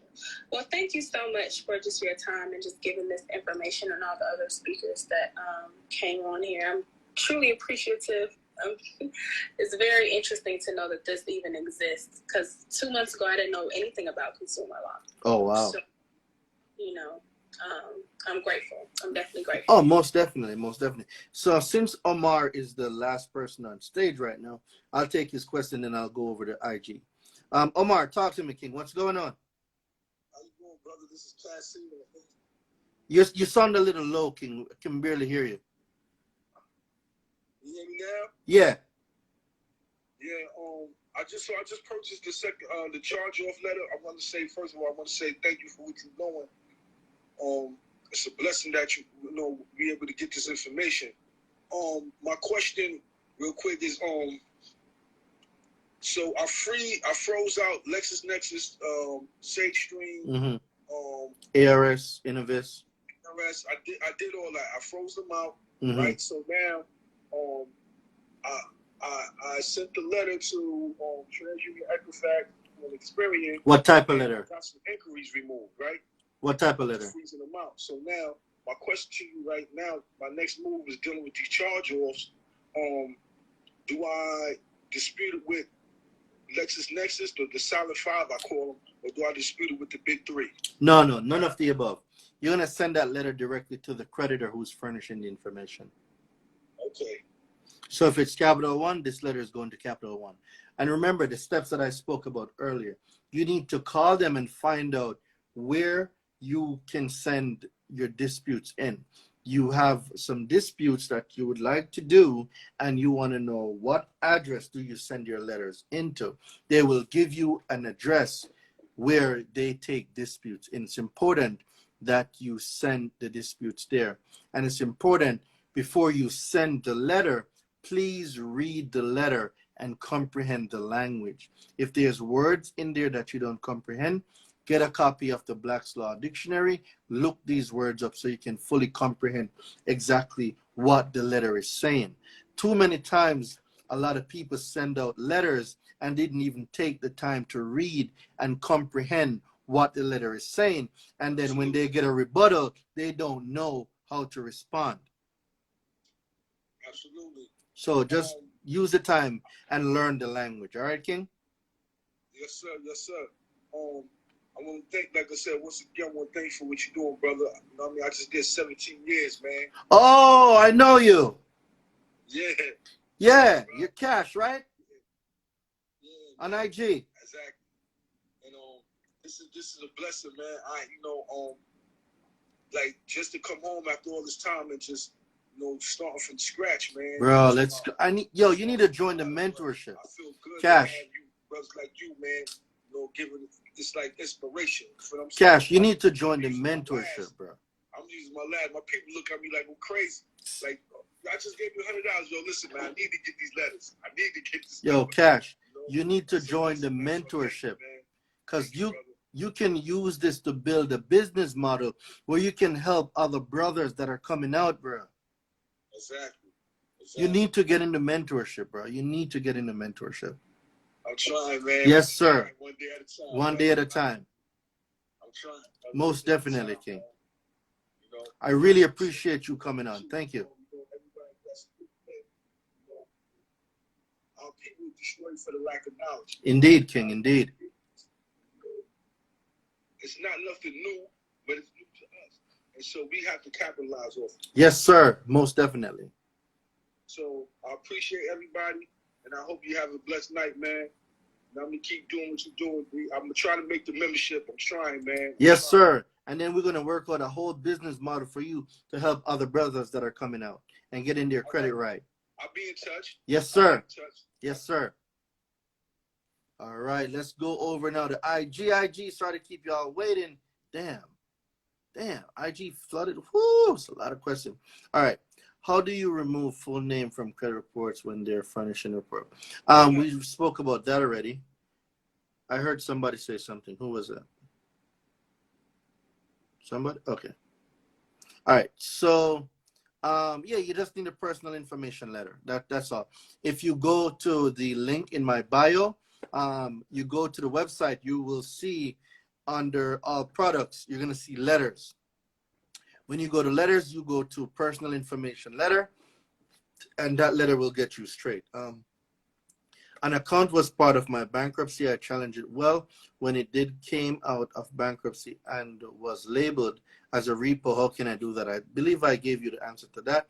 You want to get the repossession manuscript or join the mentorship, where we can really dive into the process of the repossession. But not only that, repossession, like I said, is one of my favorite, because there's so many ways for you to get paid for repossession, for them violating the law when it comes to repossession. So I love repossession for that purpose.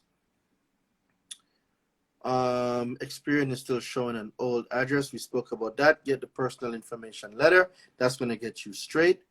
What if the statute of limitation is expired? We spoke about that one.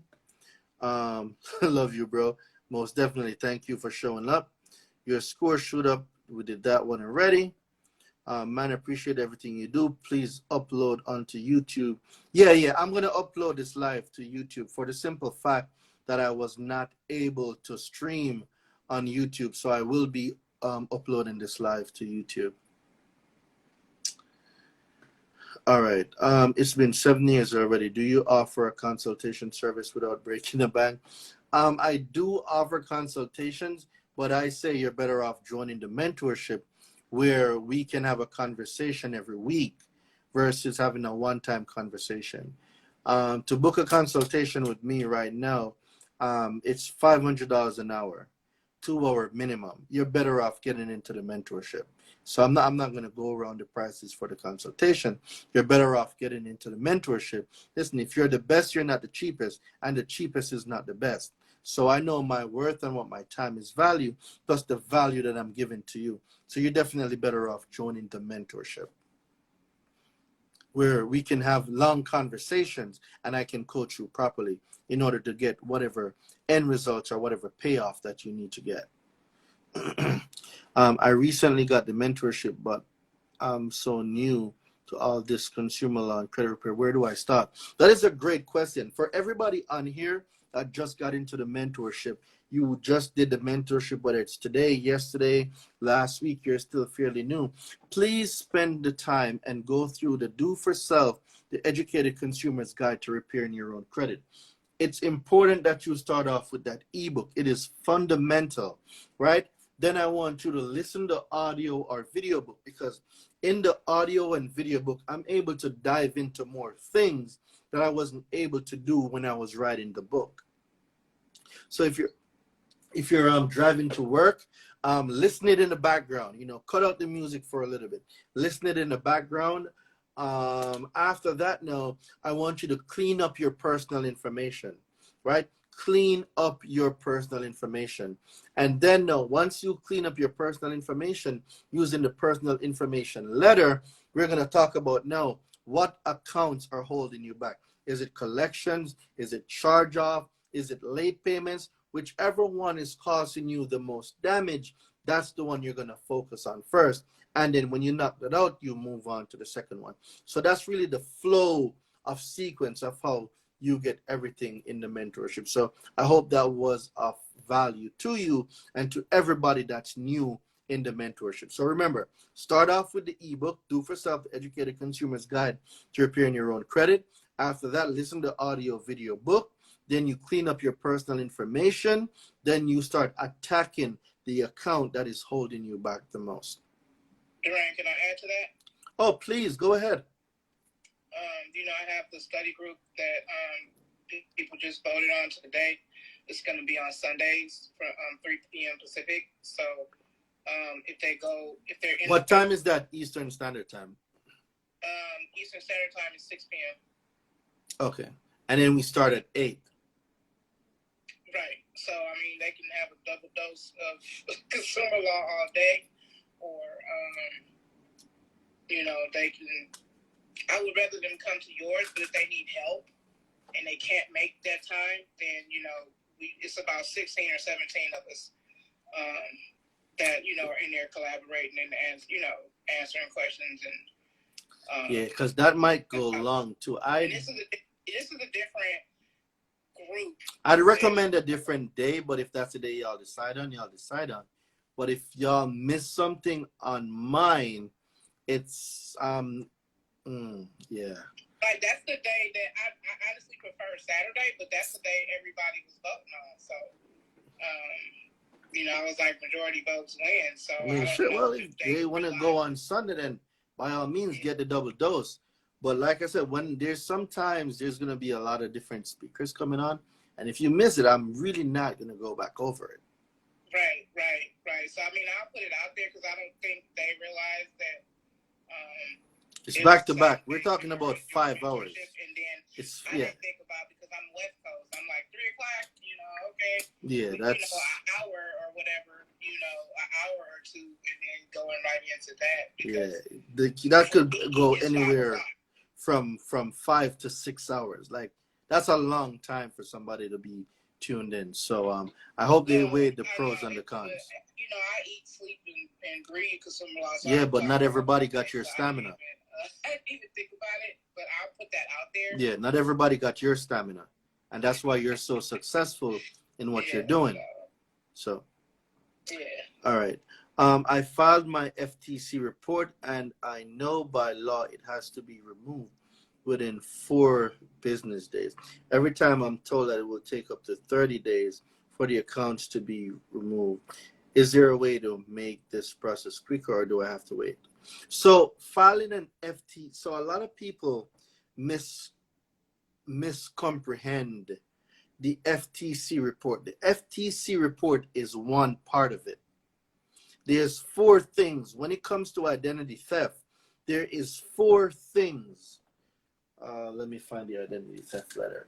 There's 4 things that must be satisfied for it to be successfully deleted after 4 days when identity. All right, but let me find this identity theft letter. So the FTC report, that's only one part of it. There's more that goes into it. All right. So when it comes to identity theft, this is what the law says. I want you to write this down. Just call me Makar, or yeah, I think that's Makar. 15 USC 1681 C2. If you are a victim of identity theft, please write this down. Please, please, please write this down if you are a victim of identity theft. 15 USC 1681 C2. Block of information resulting from identity theft. except as otherwise provided in this section, a consumer reporting agency shall. So they don't have a choice in the matter. There is no choice. A consumer reporting agency shall block the reporting of any information in the file of the consumer. You notice it didn't say credit report. There is no such thing as a credit report. In the file of the consumer that the consumer identifies as information that resulted from an alleged identity theft, not later than 4 business days after the date of receipt by such agency. Off. So let me explain a few things to you now. It says by the after the 4 business days after the date of receipt. How do you prove receipt? Certified mail green return receipt. Now, in conjunction to that, it says they must get not later than 4 days after the date of receipt by such agency off. Do not overlook this word off, because this word off is saying to you now, these are the things that follow that they need to get in order to block the information that resulted from identity theft. So they're saying that, number one, appropriate proof of the identity of the consumer. So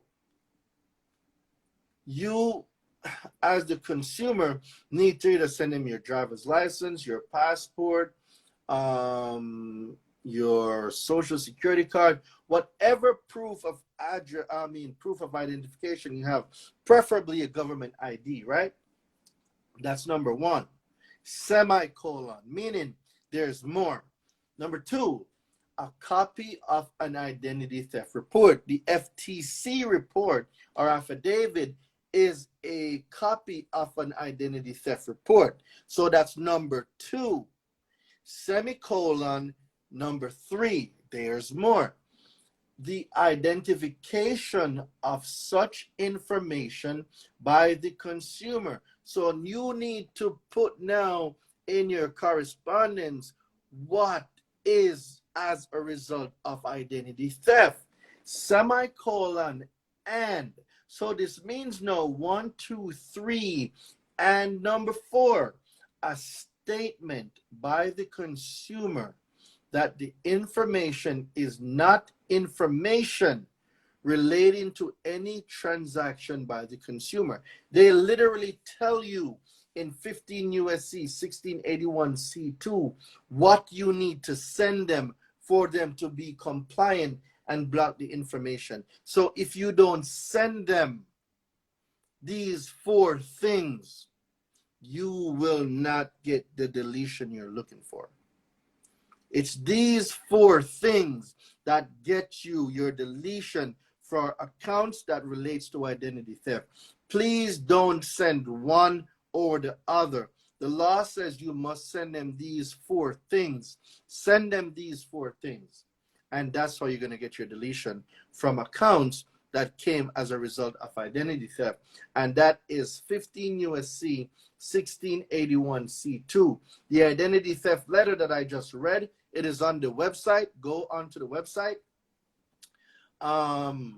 If you go to products and you go to letters, you will see the identity theft letter. That is there for you, already built. Make sure you're sending in all 4 things. So I don't want to hear somebody say, oh, Daraine, I bought your letter and your letter didn't work. No, the letter works fine. Did you follow the instructions? So that's how you get stuff deleted from identity theft. With your mentorship, are the letters in? Yes, all the letters are included in the mentorship.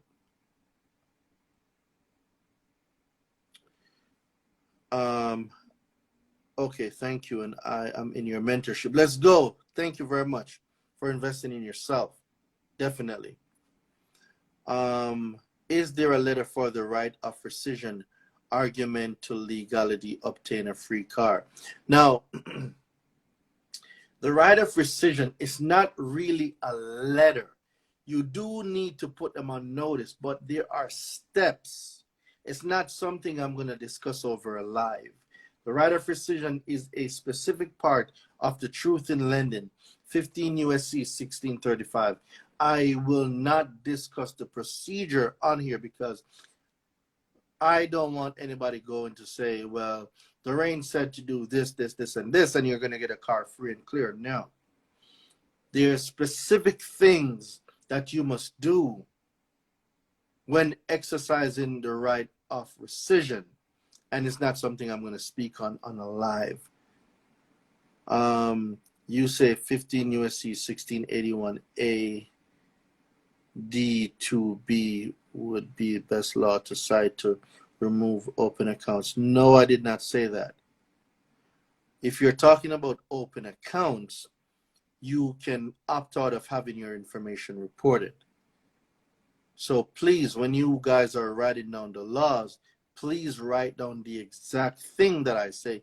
Because if you write down something that I did not say, then you're going to say Daraine made stuff up. But it's not that Daraine made stuff up. You just didn't listen to get the right information. All right. So I believe that's all the questions I had for Instagram. Do we have anybody else new on the stage? Kiana. Hey, how you doing? What's going on, Queen? How are you? Good. I have a question. Talk to me. I've been going back and forth with one of the credit unions, Navy Federal Credit Union. Mm-hmm. There's an account that they're reporting. I've submitted an FTC report with all the things that needed to be sent. Mm-hmm. I did an identity theft report, and I've also did an affidavit. And in my affidavit, some of the laws that I did. Is the account from identity theft? I'm sorry? Is the account, did the account arise from identity theft? So that's what I was going to ask you. Based on identity theft, meaning no consent, I didn't give them consent. They don't have permission to furnish anything on my credit file. Can identity theft be behind that? No, that's permissible purpose. You said that's permissible purposes? Yeah, that's permissible purpose. That wouldn't be identity theft. Identity theft would be someone using your information without your knowledge, using an identification of you that you didn't give to. Open still? No, it's actually reporting as a charge-off, but it hasn't been sold. But it hasn't been sold to anyone or anything like that. Okay. I've also used 15 USD 1681A 2I exclusion. Mm-hmm. And it's still reporting. They just won't budge. It's not what you use, it's how you use it. Tell me what's in the letter and what was your intention for using it. I'm sorry, can you say that one more time? So it's not the laws are great, but your intended purpose is what's going to give you the payoff, the result that you're looking for, and how you construct your correspondence. So saying you use this law is one thing, but what are the actual words that are in your correspondence? See, it's the words that's in there that get you the result. Okay. What exactly are you saying? So I just kind of cited the laws based on the verbiage and the laws that I used when I sent over the affidavit, letting them know that I did permissible purposes, that I didn't give them written instruction and there is no court order. And under exclusion, I let them know that law too. I can't remember it verbatim, but something about, there shouldn't be any information containing transactions from consumers' experience between the two. I can't remember it verbatim. So that's what I'm saying. So you get the point that I'm going at? Yeah, give me a minute. Your language wasn't specific to your intended purpose. Because from what I'm hearing now, there's not full comprehension of your language and to the result to what you want. You get what I'm saying? Okay. So you need to really comprehend the context in the content that you are sending, that you need that desired outcome. Are you saying remove versus deletion? Are you using accuracy of the report? Are you saying that you're held under strict liability under 15 USC 1681 S2? Like, these are the things that I'm talking about. So it's more than just citing the laws. Okay. Yes, I'm actually telling them that it needs to be removed, deleted, and blocked from reporting on my credit file. Yeah, but why? Why would I do that? So if you're telling me to do that, why would I do it? What's the ground you're standing on? So I'm one of the CRAs. How would you talk to me to remove that account? So my thing is because it's not allowed to be reported because I didn't give you consent. Consent for what? Written permission to do so. Consent for what? No court order or, again, my written permission. Yeah, but for what? You see where I'm going with this? Yeah. Okay. Yeah, so your language wasn't really clear. Yeah, I need to be a little bit more specific. You have to be. So, Dave, you wanted to say something?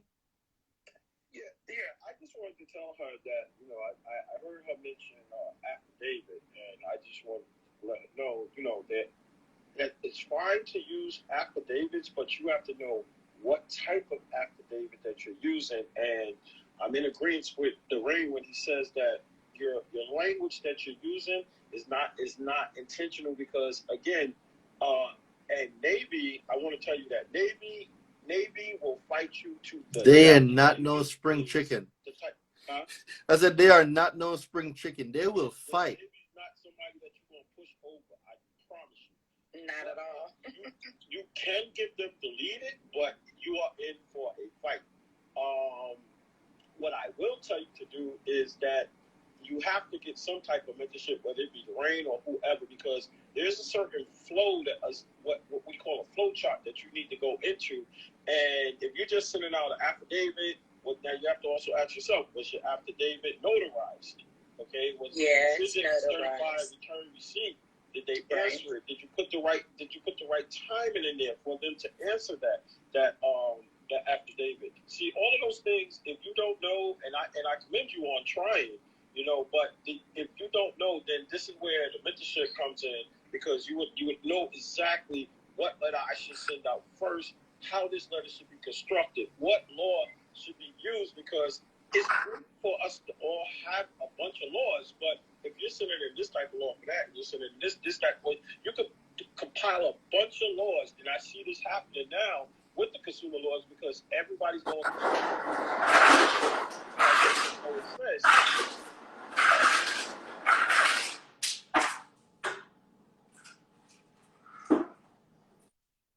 situation, because you can use a permissible purpose, but you have to understand, why am I using permissible purpose? What did they do for me that caused me to use permissible purpose? If it's a charge off that they're reporting, you have to understand. Now, if Daraine just spoke about it, Mika always speaks about it. A charge off is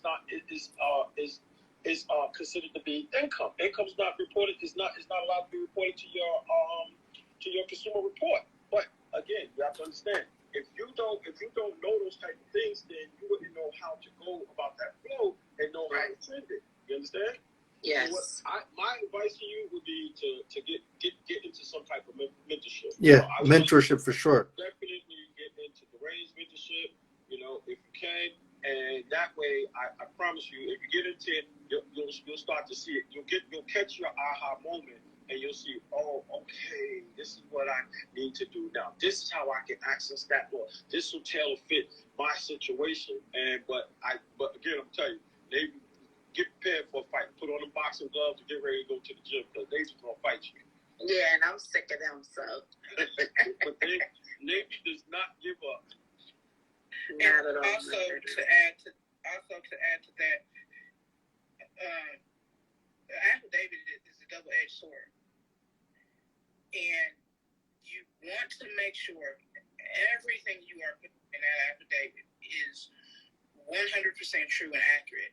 And I always advise people to go and look at your agreement, because it's not a contract. We don't sign contracts. Unilateral contracts are illegal. We don't sign contracts with these credit card companies and these banks. A contract is there's 4 elements of a contract, and I'm not going to get into that. But these are agreements that you are signing. And you have to go back and we have to get out of the habit of having people tell us, okay, you're signing your life away. You're just saying that, hey, blah blah blah blah blah. Okay, I understand, and you don't. You have to understand what you are signing when you sign your name, if you sign your name, because a lot of these agreements we don't have our wet signature. Right. Read that. Go get them credit cards. Get not the statement, but your agreement that you initially signed.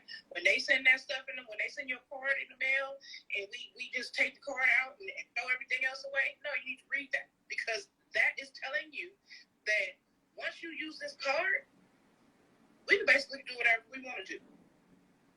Now, it's going to be a fight, but you have to write that affidavit. You have to make sure everything in there is 100% true, because if not, it'll have you sitting in prison. And the affidavit can bring a corporation to its knees. That's why it's a double-edged sword. It's a very, this country was built off of an affidavit. It's very, very important that you understand. Like Dave said, we commend you for trying, because a lot of people just, don't even think about that credit. It's out of sight. But you're there. You're thinking about it, because it's something that you know that you have, which is the power. I'm done. I'm going to land my hot air balloon. So the point that we're getting at, beloved, it's one thing to hear stuff online, but the next part is the comprehension. Oh, she's on a call. All right, so I'm going to save that speech then. I had a great speech too, Yeah. Oh, she's back. So I'm here. I was about to say the biggest thing is the comprehension. So that's why it requires studying. It's not, I heard this one thing and I'm gonna run this play. It works for some people. There's one guy that he's not even in the mentorship. And under one of my videos on my Instagram, he said, bruv, I listened to your stuff on YouTube. I went and got the late payment deletion letter. I sent it to Amex, and he got his late payments deleted. And he's like, yo, thank you very much. So for some people, they don't need to be in the mentorship. But if you're really talking about getting certain accounts off, you need to comprehend the language. That's the biggest thing, comprehension of their language. This is not your language. These are their laws. Once you are able to comprehend their language, I'm telling you, the things you can do, bruh, let's just say you don't know the power that you have. So is there another question, or can I take another question from somebody else? You could take another question. I appreciate it. Thank so you. Consider the mentorship. Consider the mentorship, because you need to learn this stuff. Once you learn it, you cannot unlearn the stuff here. Right, and that's what I'm trying to do. Let's go, I'm Queen. trying to learn it, but I guess I'm a little stuck. So okay. the biggest investment, you will ever make is an investment in yourself. What does your credit mean to you? Everything. So my credit is what do you think is the cost of learning to protect that? I'm sorry, say that one more time. So what do you think the cost is to protect that? What do you think you should do to protect that?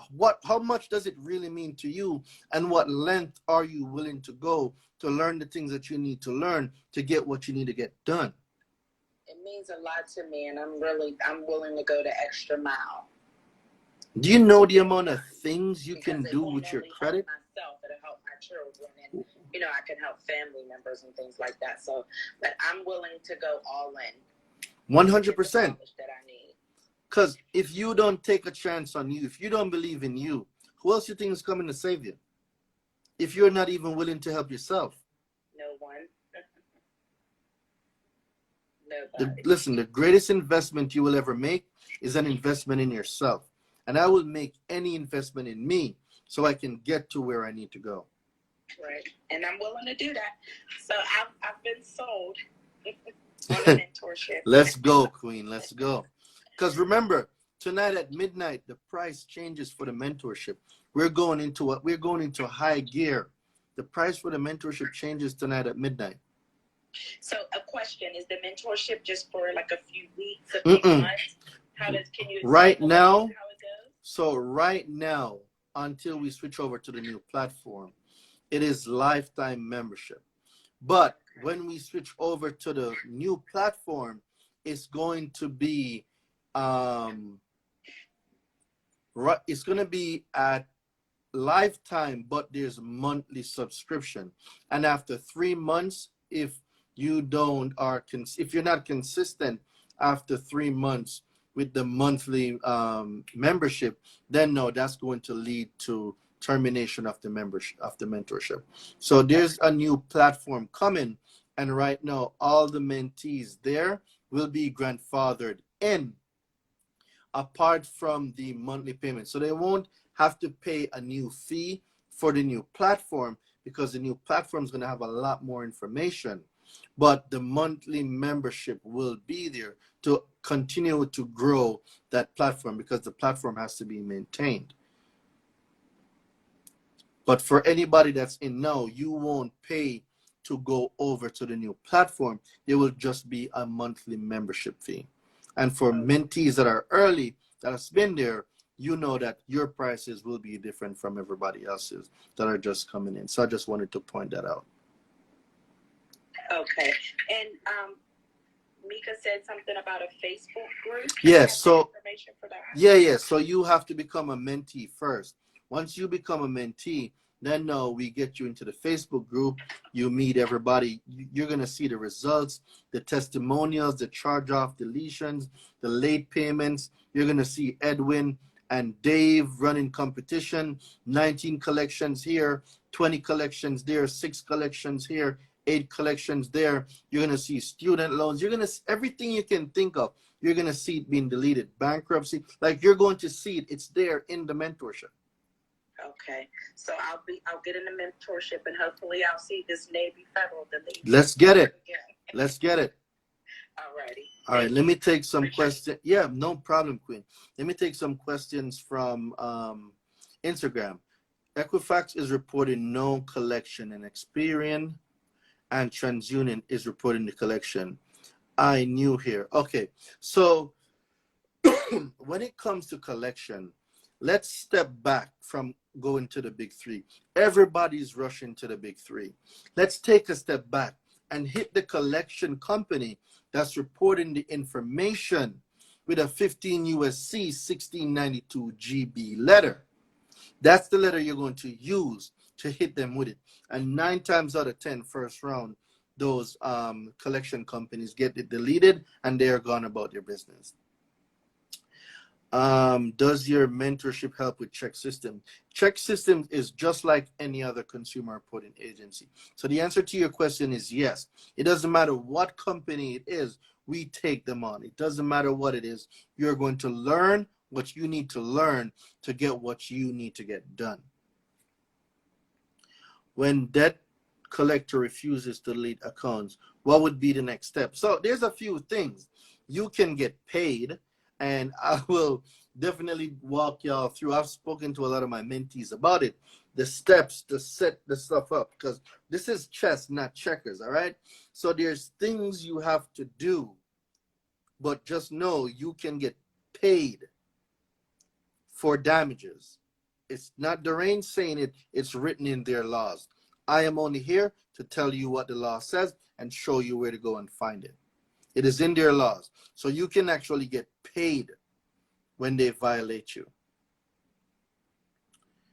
Let me see. All right, answered that already.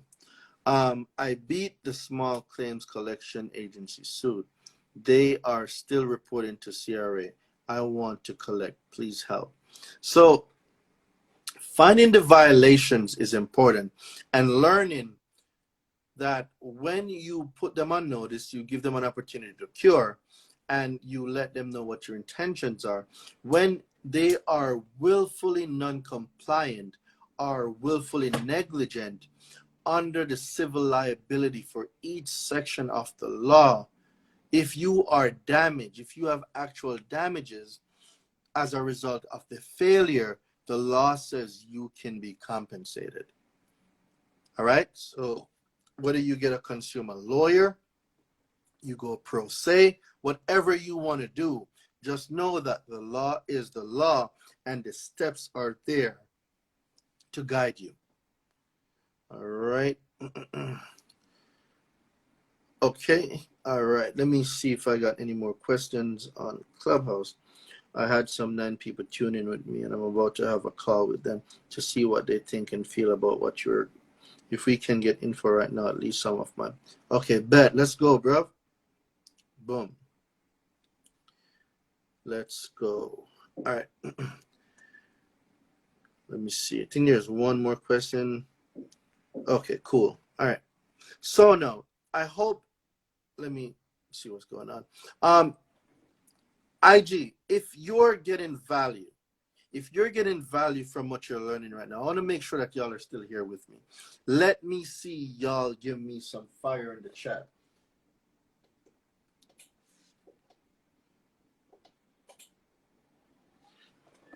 Let me see some fire in the chat. I want to make sure that right now y'all are getting some value from what's going on.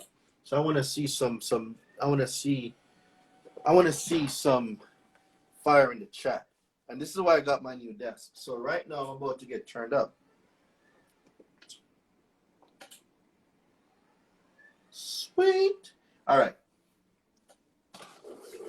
I wish y'all on Clubhouse could see. Right now I'm standing up. So I literally just got a new desk because I was sitting down for long hours at a time, and I wanted to make sure that I had something that is very compatible when I'm ready to stand up. Like right now, we're able to go. So let's get it. All right. No, I'm pumped up all the way up. I'm standing up. So there ain't no low energy no more. All right. So put this up here. Y'all can see me. All right, cool. So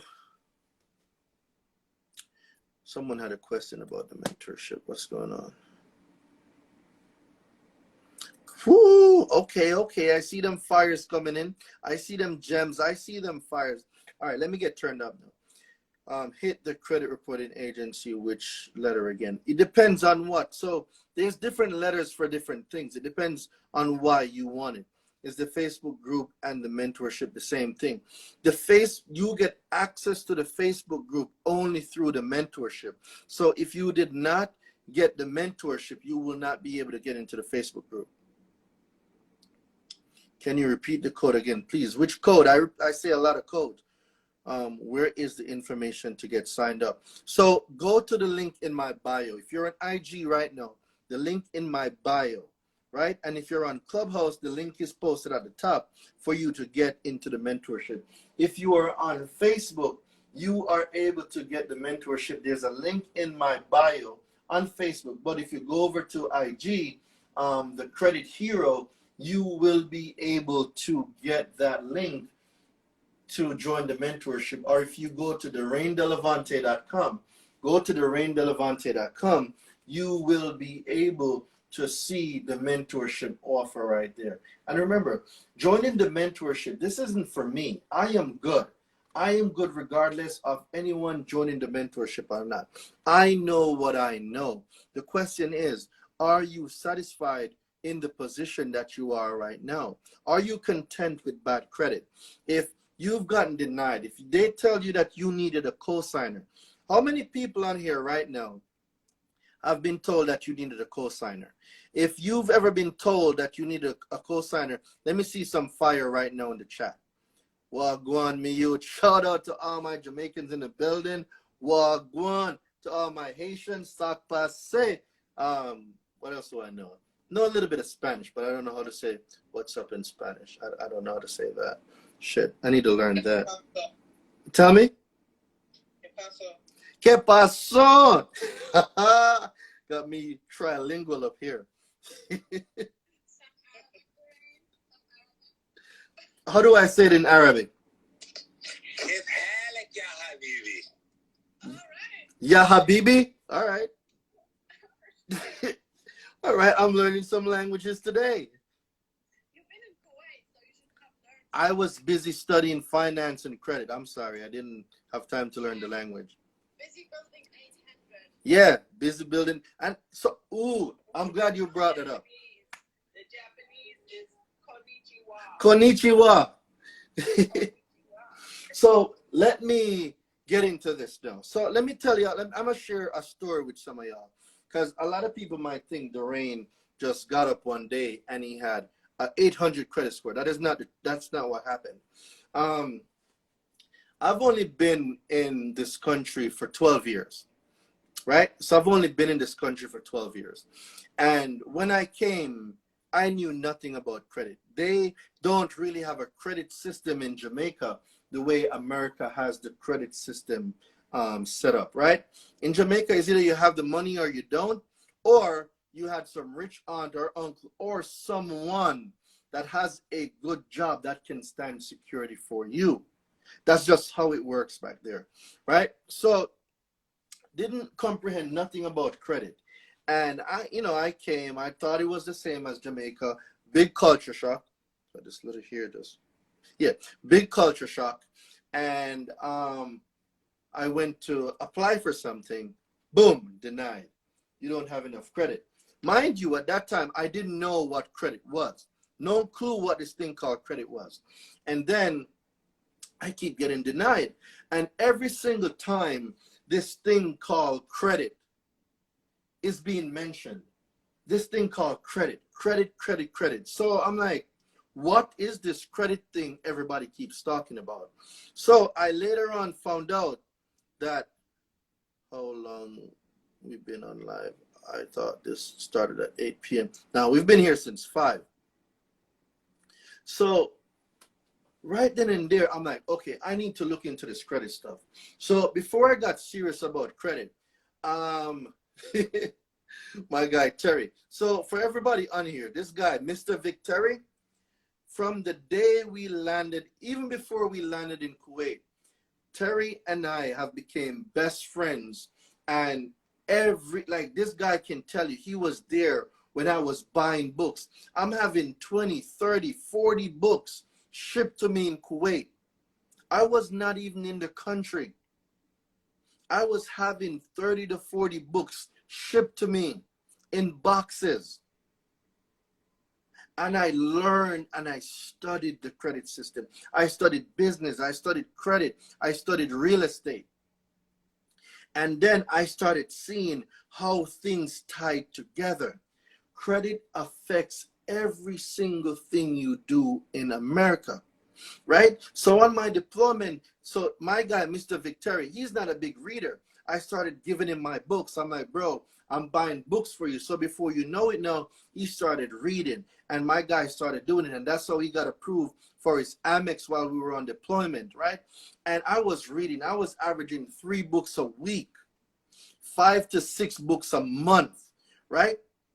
So on the deployment, I read 140 books, 140 books. The first thing was I needed to condition my mind because I was not ready to receive the information that I now possessed.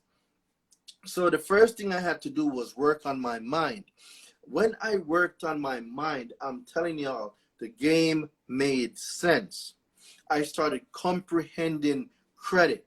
And while on deployment, I built out my first 800 because I met a guy over there. He was a major. And the guy saw me reading a book. And he asked me, what are you reading? I said, I'm reading how to improve my credit. And I said, what's your credit score, sir? He said I had an A10. I was like, wow, that was my first time meeting somebody with an 800 credit score. I've never met anyone with an 800 credit score before. And I looked at him and I said, do you think it's possible for me to have an 800? And he said, why not? Why not? Now, mind you, the guy was like 45, 50. He has a lot of years. He's lived here all his life. But he said, it's possible for you. So I went to read it. The next 2 months after I met the person with the 800, 2 months later, I hit 805. 2 months later, I was not in the country. I was not in the US when I built out my first 800 credit score. So when I hear people saying, it's hard and they can't do it, I'm like, there is no excuse. I built out the whole 800 being in Kuwait. Then I leveraged that. I got funding. Then I built it out again. And then I built it out a third time. I built out an 800 credit score 3 times in 1 year because of what I learned about credit and consumer law. So I am telling you, everybody here, it is possible for you to have the credit score you want so you can do the things you want. It is possible. The question now becomes, what are you willing to do to get what you want? I sacrificed. Hey, Terry, do a request to join the video. I'm not sure if you're able to speak. Do a request to join the video because I don't want people to think I'm up here lying or I'm up here capping, right?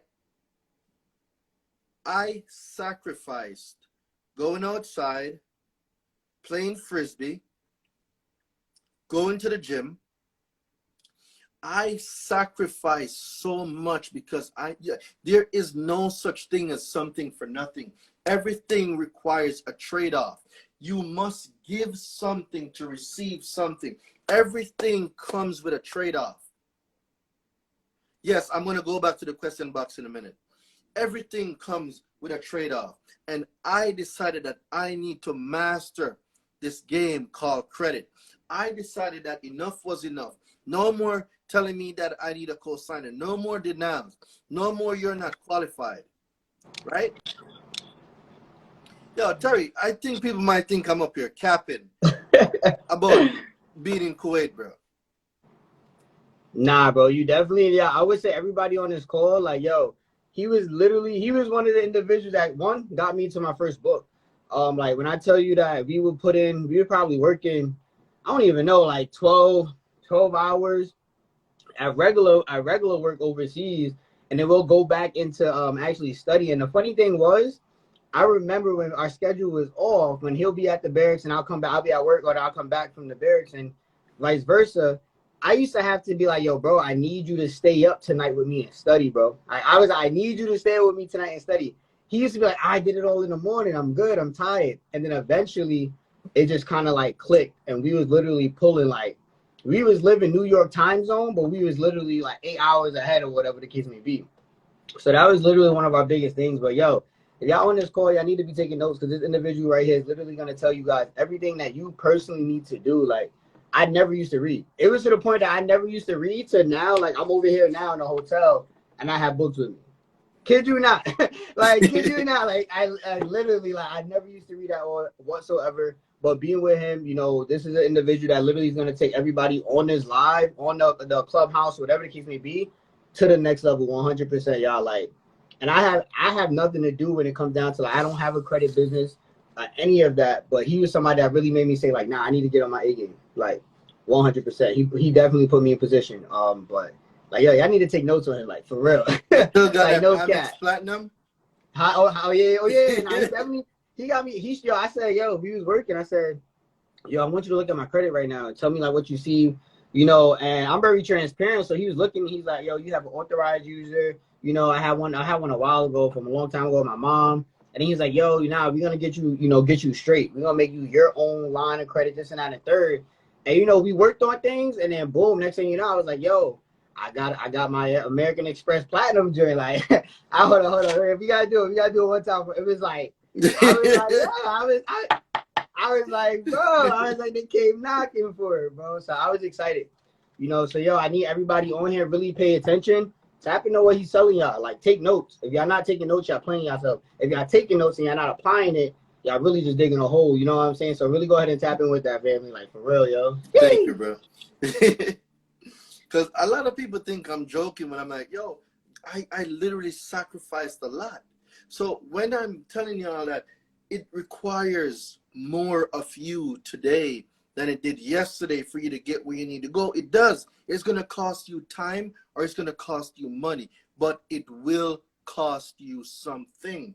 And people are so cheap on their education, they're not willing to invest in themselves to get where they need to go.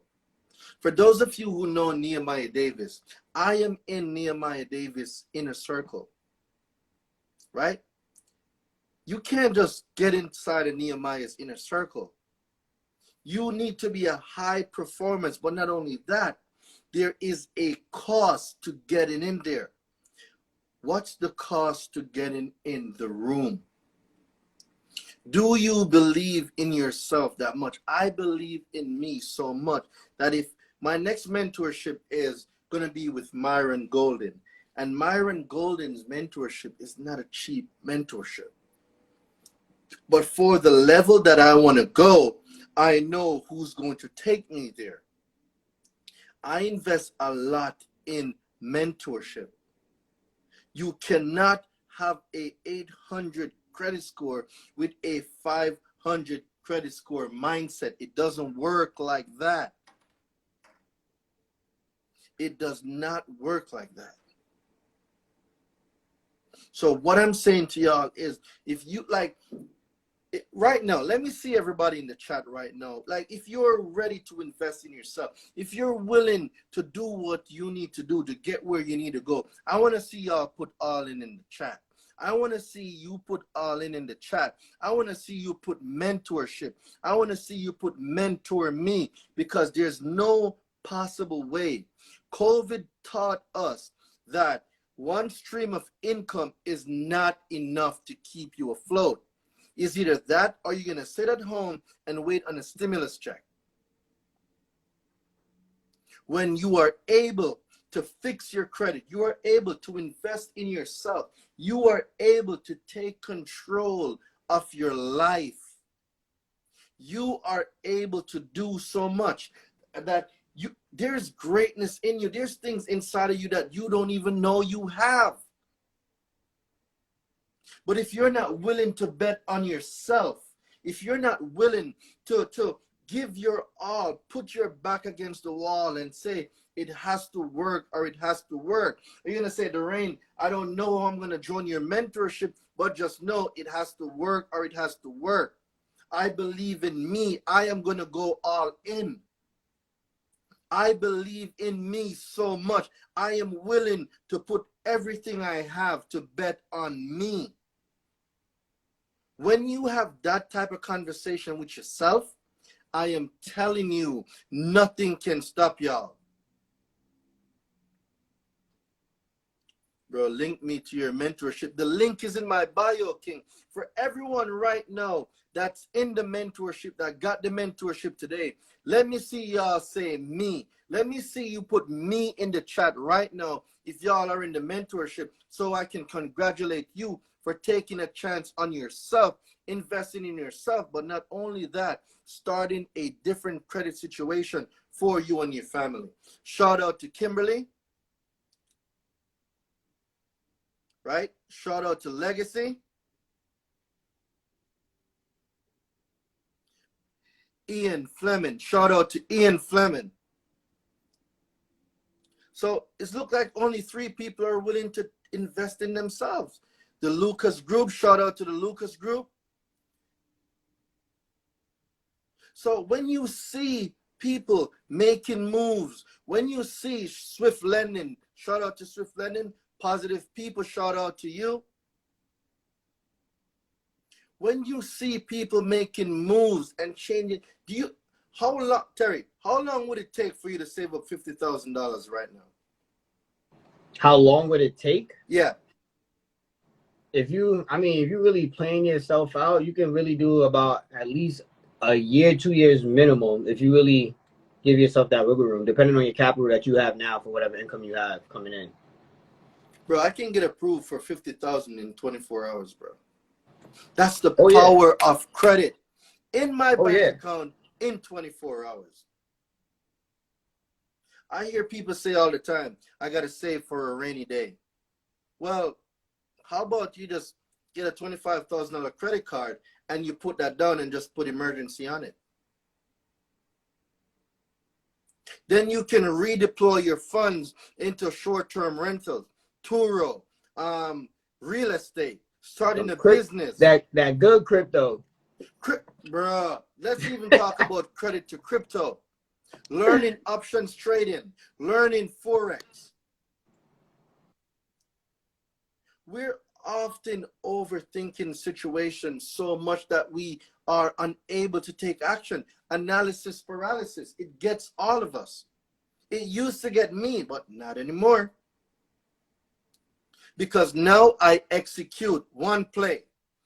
I need somebody in the chat right now to say one play. If you're on Clubhouse right now, I want y'all to say one play. One play. That's all it takes. One play. What's that one thing you're going to learn? One play. That's all it takes. One single play. What's that one thing that you're going to learn that you can use to better your life?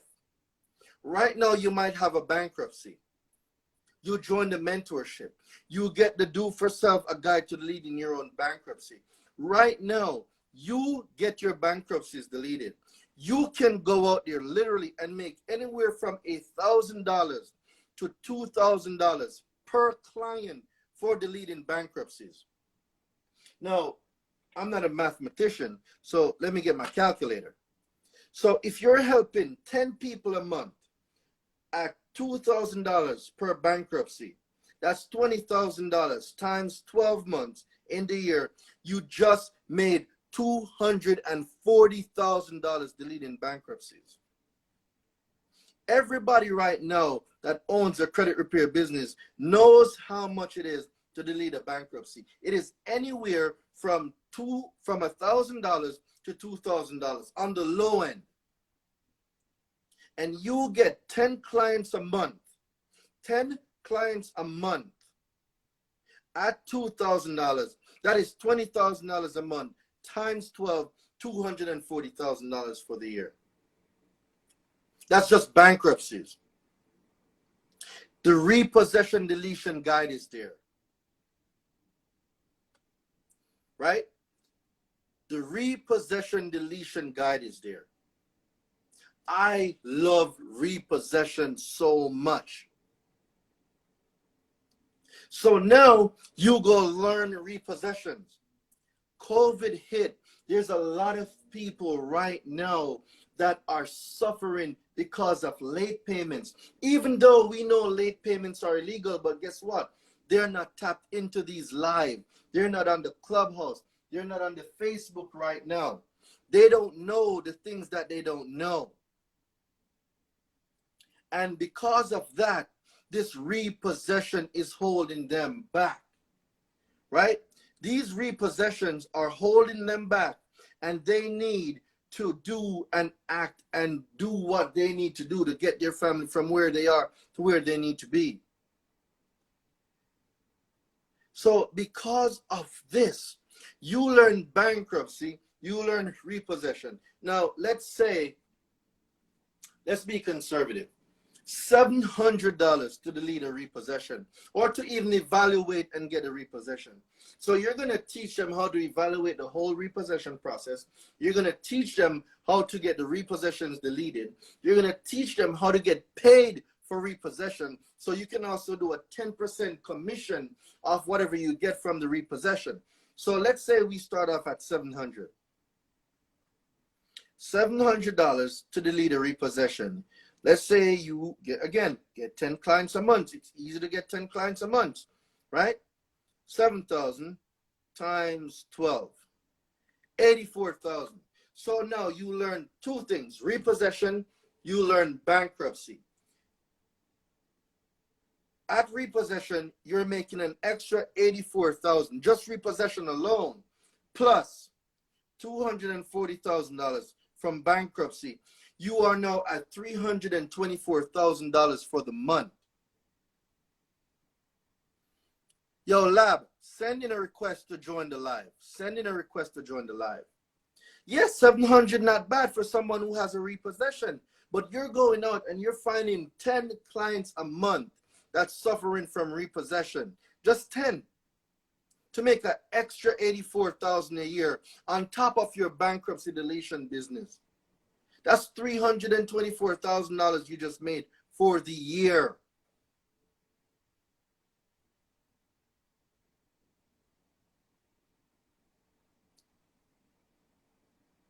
So what I'm showing you and what I'm teaching you here is straight law, straight facts. Shout out to my guy, Lad. Lad just joined the mentorship, I want to say, what, 2 weeks now? 2 or 3 weeks? Yep. No, actually, it was 2 weeks ago. 2 weeks ago, right? Yep. Shout out to all my military brothers and sisters. Let's go. Yes, sir. 2nd Armored Cavalry Regiment. Right, back up. We was back up for the 101st Airborne, but I didn't want to tap in and talk to you about that. I wanted to give you your roses. All right, while I'm here, for everybody that is joining this live and you're having issues with money, or you cannot afford to get this this man's mentorship. First, let me tell you, don't beat yourself up, but do what you can to get where you need to be, because the mentorship is worth every single dime that you invest. Don't look at it like you're spending money. You're literally investing in yourself. You're not investing in anything but self. And I know a lot of people are struggling with money, but if you have a 9-to-5, this may not be the most conventional way for you to save money, but this helped me when I had a 9-to-5 before I owned my own business. You have a forced savings account that you cannot get to, and it's forced upon you by the IRS. What I literally did, because I was constantly broke, I added an extra $100, $50, or $75 per pay period to my W-2 to withhold taxes. So my returns were $8, $9, sometimes $10,000 at the end of the year, and I couldn't get to the money until I filed my taxes. So if you're having issues saving money, add more money to your withholdings. So when you get your tax returns, you can take that money and invest in a mentorship like the one that Daraine has for you. It is so worth it. The money alone, Daraine, what did you say is, $100,000, $20,000 a month or something you can do just helping people with bankruptcy? For bankruptcy, it was $240,000, and then if you're going to take on clients with repossession, that's another extra $84,000. That's not even a half of a percentage point of whatever the thing charges. But that's 2 products from the mentorship. That's only 2 products. That's only 2, and you got more than just that in there, right? That's just 2 of the products. I've not gone into the rest of the products yet. Yeah, and those are 2 of the biggest, especially now coming out of COVID. A lot of people are filing bankruptcy and a lot of repossessions. Yeah. So, I'm not gonna hold you up. I wanted to give you your flowers. I literally had to stop and say I appreciate the hard work that you've put into this. You can tell. I'm studying, bro. I got pages and pages of notes from you that I'm just writing. And look, I'm nothing new. I wrote a credit book back in 2018. I had been working on it. My mother has her own company where she can give you the IBN number and all. She does all of that. So she had to verify my book. I somehow found you, and I think it's through the Bureau Bullies. I found you through them. That's interesting. I ain't been nowhere else since. That's very interesting. I ain't been nowhere since, bro. I literally found him through you. I started on a page and started doing what he did. Somehow you got on a live, and it was you and 2 or 3 other people. And I was like, yo, what he talking about, it's starting to resonate with me because, see, credit is spiritual. Daraine, this is a spiritual transfer. This is why when you say like you want to have your mentorship, people say they can't afford it. It's because they don't have the spiritual connection to credit. It is a physical thing, and this is what they're struggling with because the relationship between them and money is thwarted. They don't understand, so they don't know that their money is literally employees. So if your mentorship was 700, if you just go ahead and invest the 700 employees, they're working for you to give you that information. You can take that information and invest it in other things and take your information and sprawl out and start, helping other people with bankruptcies and repos and whatever. But it's a spiritual thing. So I wanted to tell you thank you. Thank you, thank you, thank you, thank you. And guys, please do not waste your time. Don't waste your time, because what you don't know, you don't know. And what you don't know that you don't know, you don't know. That's called the triple dark. And you are literally drowning in the triple dark for things that you don't know. So, bro, I can't wait till Sunday. I'm going to keep tapping in. I missed the last one. I don't know if you had it last Sunday, but whatever, guys, please get the mentorship. If not, then, if those of you that are in the Facebook group, if you know somebody that doesn't have. How was that Truth in Lending Zoom? Fire. Everything that you, bro. I've watched your Zooms 4 or 5 times. I literally, I'm in one of my trucks and I just watch it over and over and over because I find something new in it every time I hear it. Every time, bro. Every time. So I'm gonna do something special tonight. I'm gonna give. Do you own a credit repair business? Okay. So I have I have a financial engineering firm. Okay, we don't, and I call it that because it is a lot deeper than credit. We help engineer and strategize on your consumer file. We help you strategize and map out a blueprint to where you go once you get it fixed. You're not wasting your money on making Louis Vuitton rich. You're not wasting your credit on buying foreigns and doing stupid stuff. You literally understand the power of what you have, and we help you find and navigate another way to make investments and make that grow for you and get your children involved and start. That's why the name is Legacies Are Built, because nobody hands you a legacy. You literally have to build it. Facts. So I'm going to give a play right now. I'm going to give a play right now that anyone can use. I'm going to show y'all how to increase. So for everybody on here right now that have a credit repair business, let me see y'all type me in the chat. For everybody on Clubhouse right now, I want to show y'all. I want to hear y'all say me. For you guys on stage, let me hear y'all say me. Everybody that has a credit repair business. All right. I'm going to give y'all some sauce on how to add an extra $10,000 to $15,000 to your business right now. If y'all want to hear it, I want to see the word me in the chat. I want to see some fire in the chat right now. 4 things that I'm going to give y'all, just 4 things. Only 4 things that if you start implementing this in your business right now, you can generate an extra $10,000 to $15,000 per month. And that is facts. Can I say something while you waiting on the fire in the chat? Let's go, Mika. Hey, if y'all join this mentorship, Kevin, don't sleep on Kev. Please don't sleep on him. I heard him tell him, like, man, I know that voice. Man, don't sleep on him. I'm telling you, join this mentorship. The brother is powerful, very knowledgeable. Do not sleep on him. Don't sleep on Daraine either, but do not sleep on him.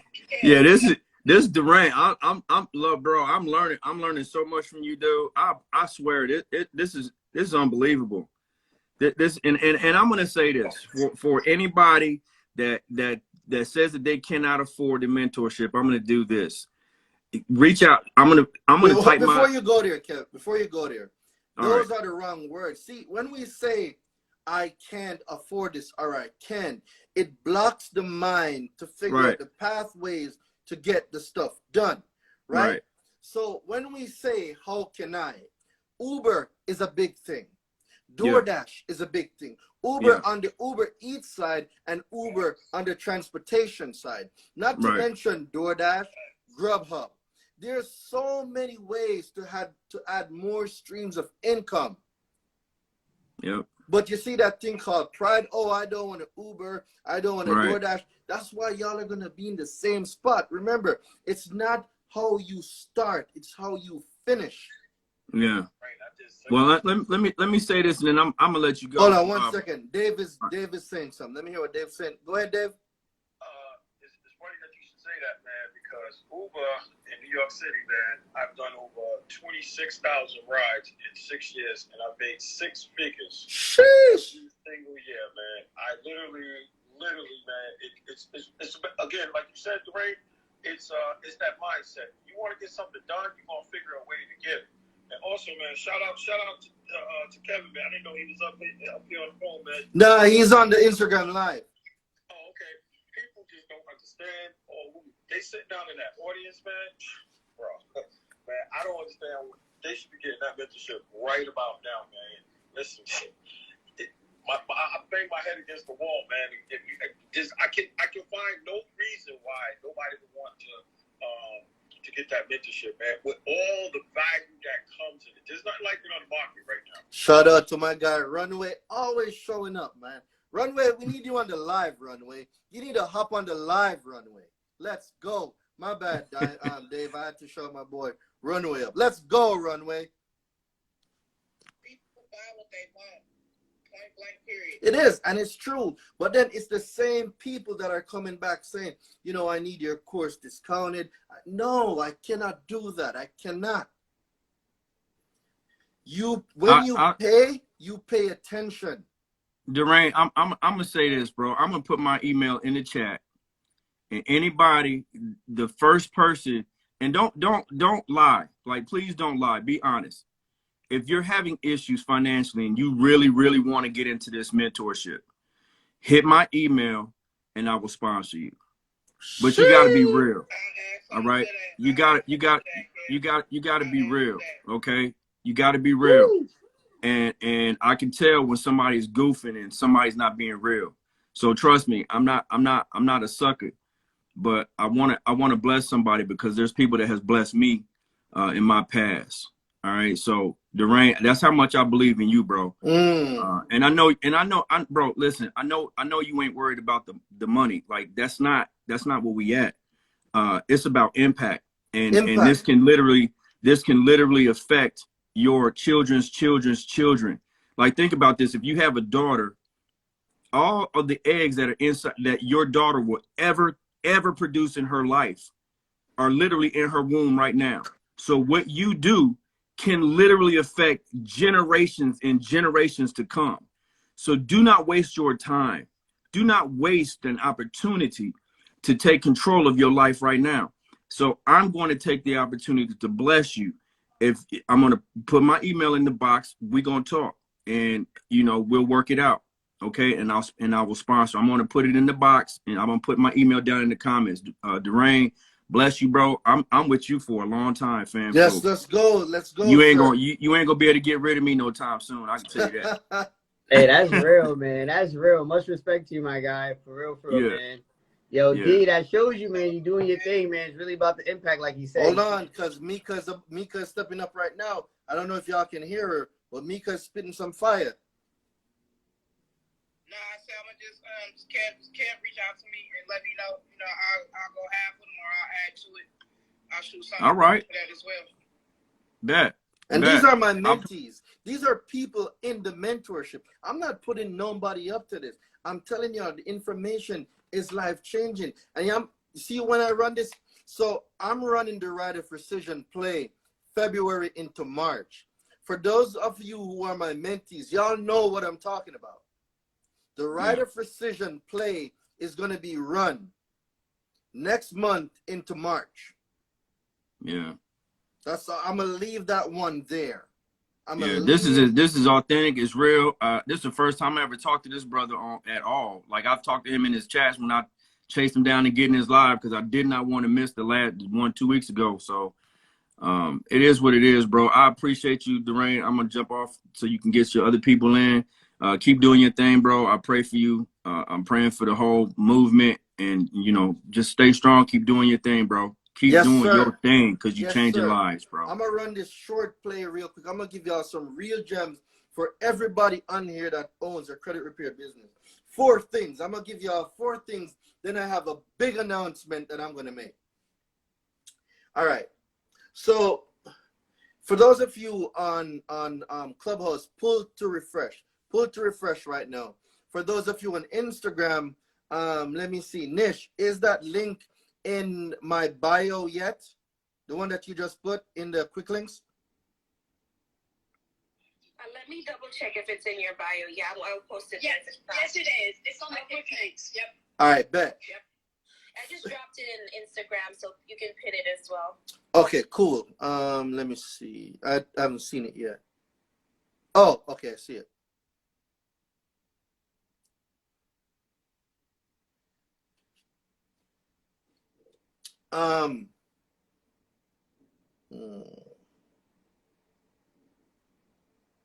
All right, cool.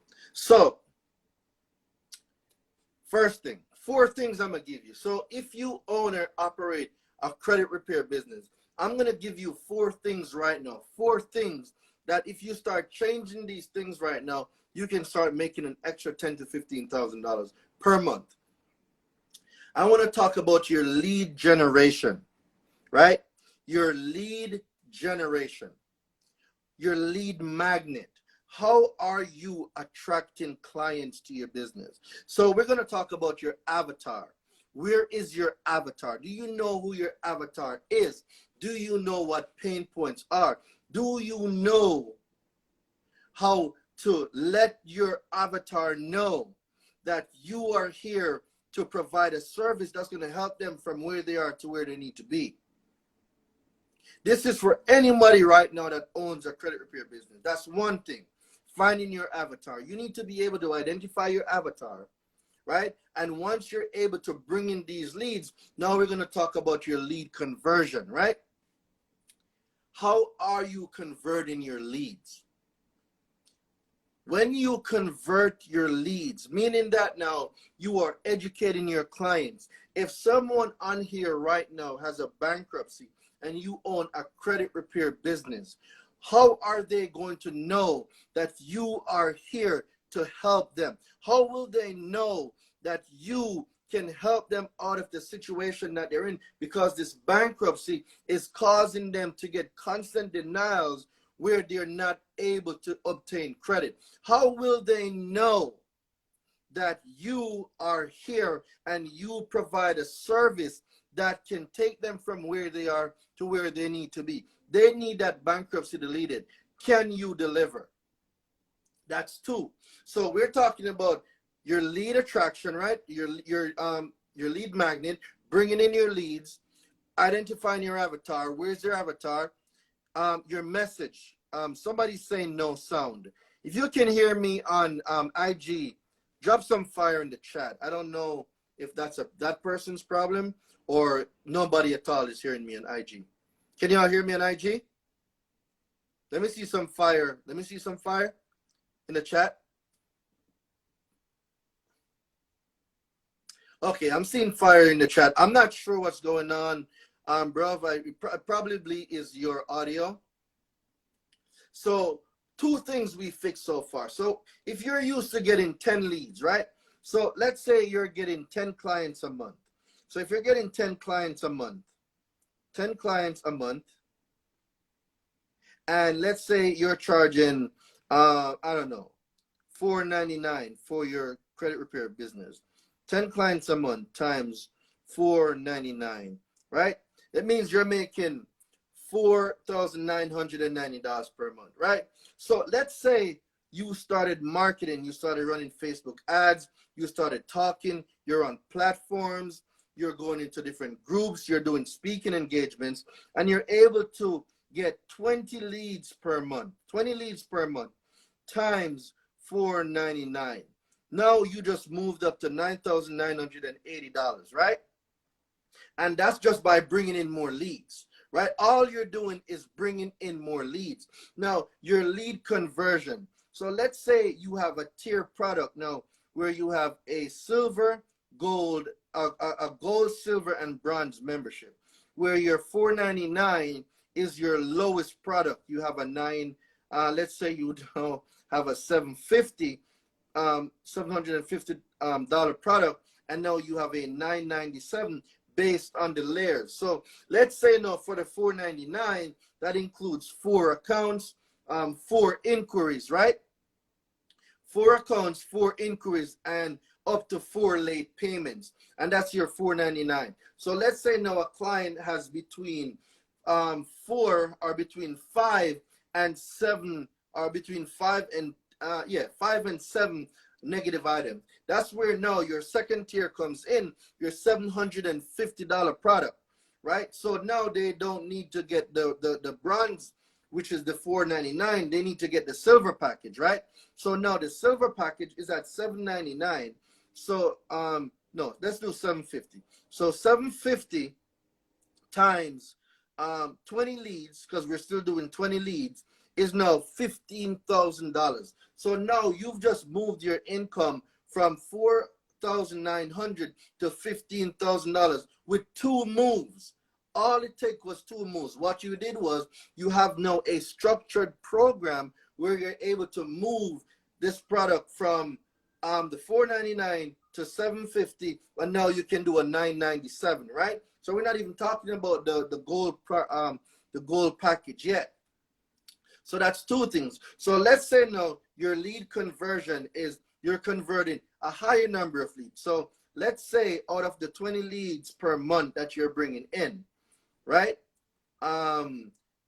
Let's say 6 of those 20 that you're bringing in converts now at $997. So 6 times $997 equals to $5,982 plus $15,000, because we are still selling the $750 product, plus the $4,900 from the $499 product. Congratulations, I just moved you from $4,900 to $25,882, and all you did was fix 3 things in your business. Only 3 things you fixed in your business. Now we're going to go on to the 4th now, right?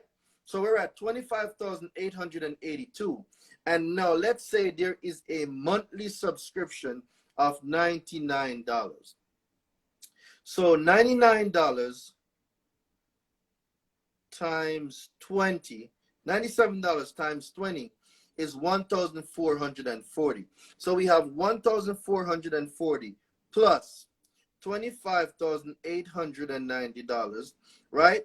Multiplied by 12 equal $312,620. So in 4 moves, 4 single moves, 4 moves, you just took a business that was making $4,990 per month times 12, $4,990 times 12 equal to, $4,990 times 12 is equal to $59,880.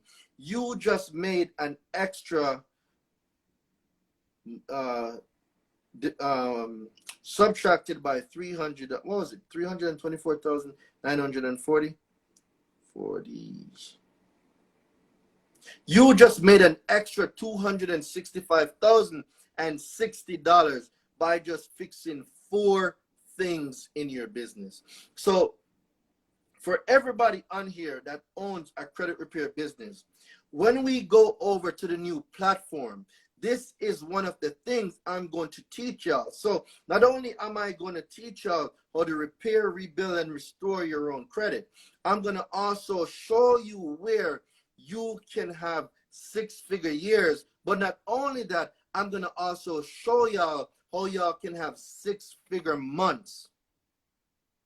if that was of some value to somebody that owned a credit repair business right now, let me see some fire in the chat. When we go over to the new platform, this is what I'm going to be teaching everyone that owns a credit repair business that is in my mentorship. I'm going to teach y'all how to scale and make that extra $15,000 to $25,000 a month. That makes you an extra $250,000 for the year.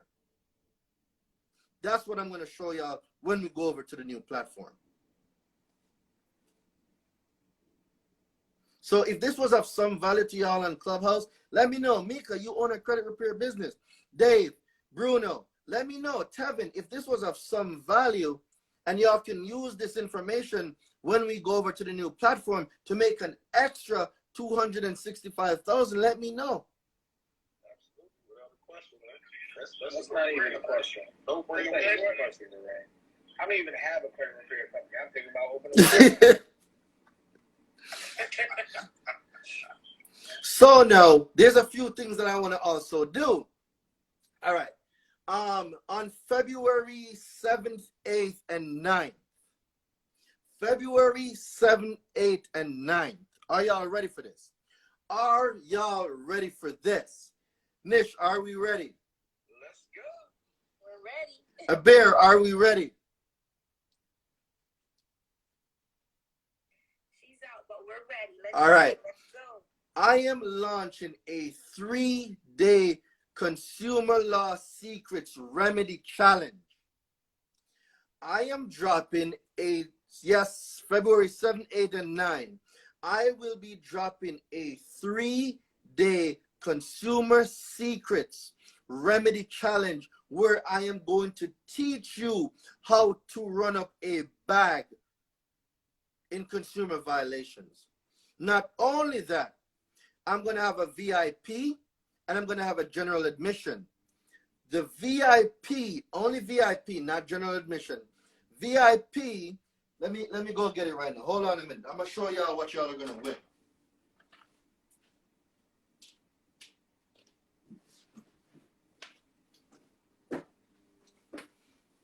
For everybody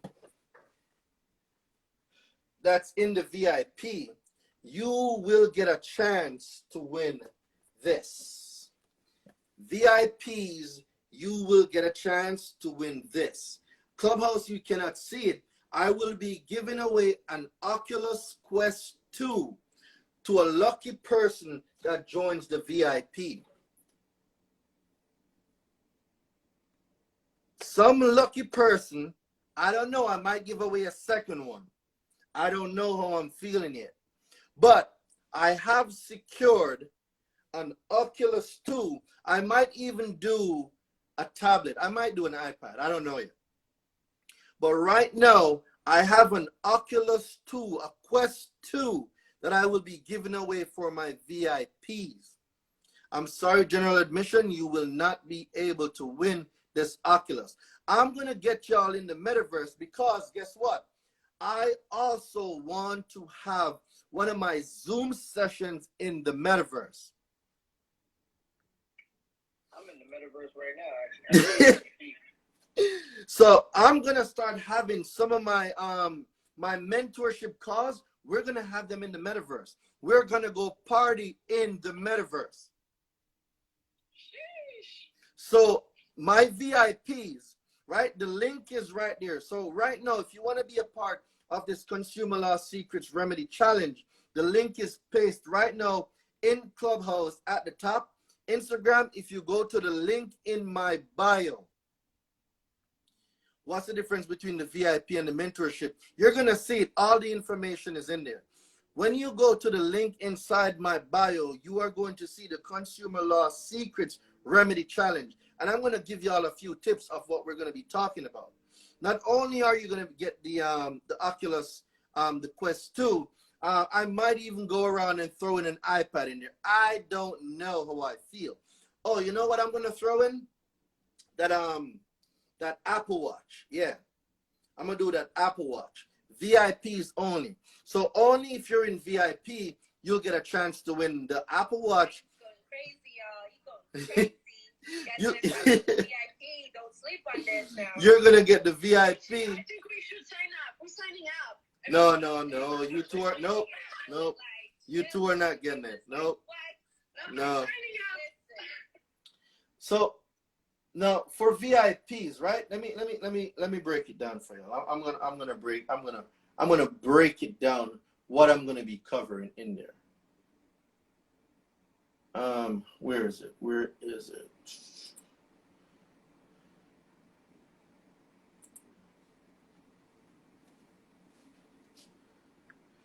I am going to give y'all some sauce. Where is it?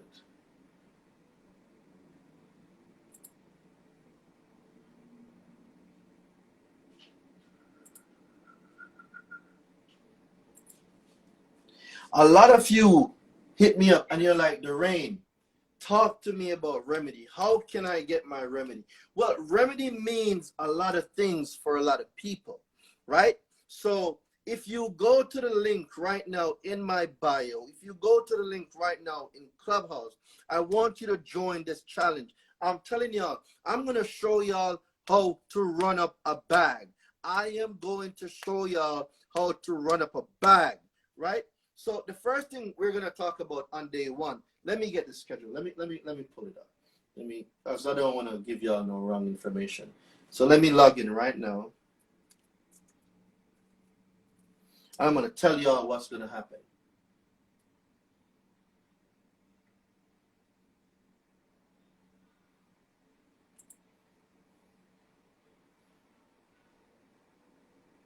Hey, you shouldn't be calling it a bag with them remedies. It should be the suitcase, or not the suitcase. Yeah, it should be the case, glass case, some kind of case. I ain't gonna be running around with no money like that in no bag. I need a security.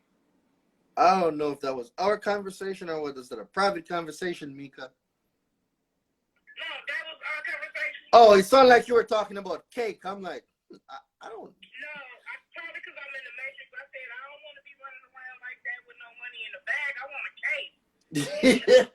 Grease case. Something I need it secured. I'm gonna give y'all some sauce right now. Just give me a couple seconds. Let me pull this up. I'm gonna tell y'all what's going on, what's gonna pop off right now on this challenge.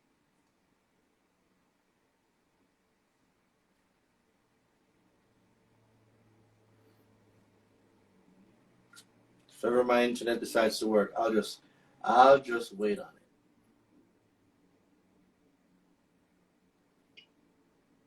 it.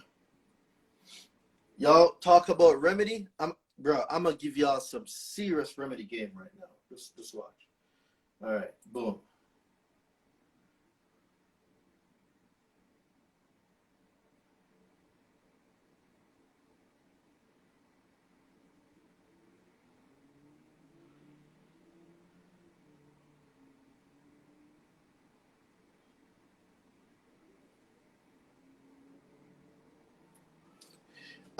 Nish. I'm here. In the funnel, could you change this video to an image until I get the video uploaded for this, the correct video? Okay. All right. So a couple things are going to happen. So general admission, this is what y'all are going to get, right? 3-day consumer law secrets remedy training. I'm going to teach y'all how to spot the violations, how to calculate them, how to invoice, but most importantly, I'm going to also teach you how to 3x that remedy, right?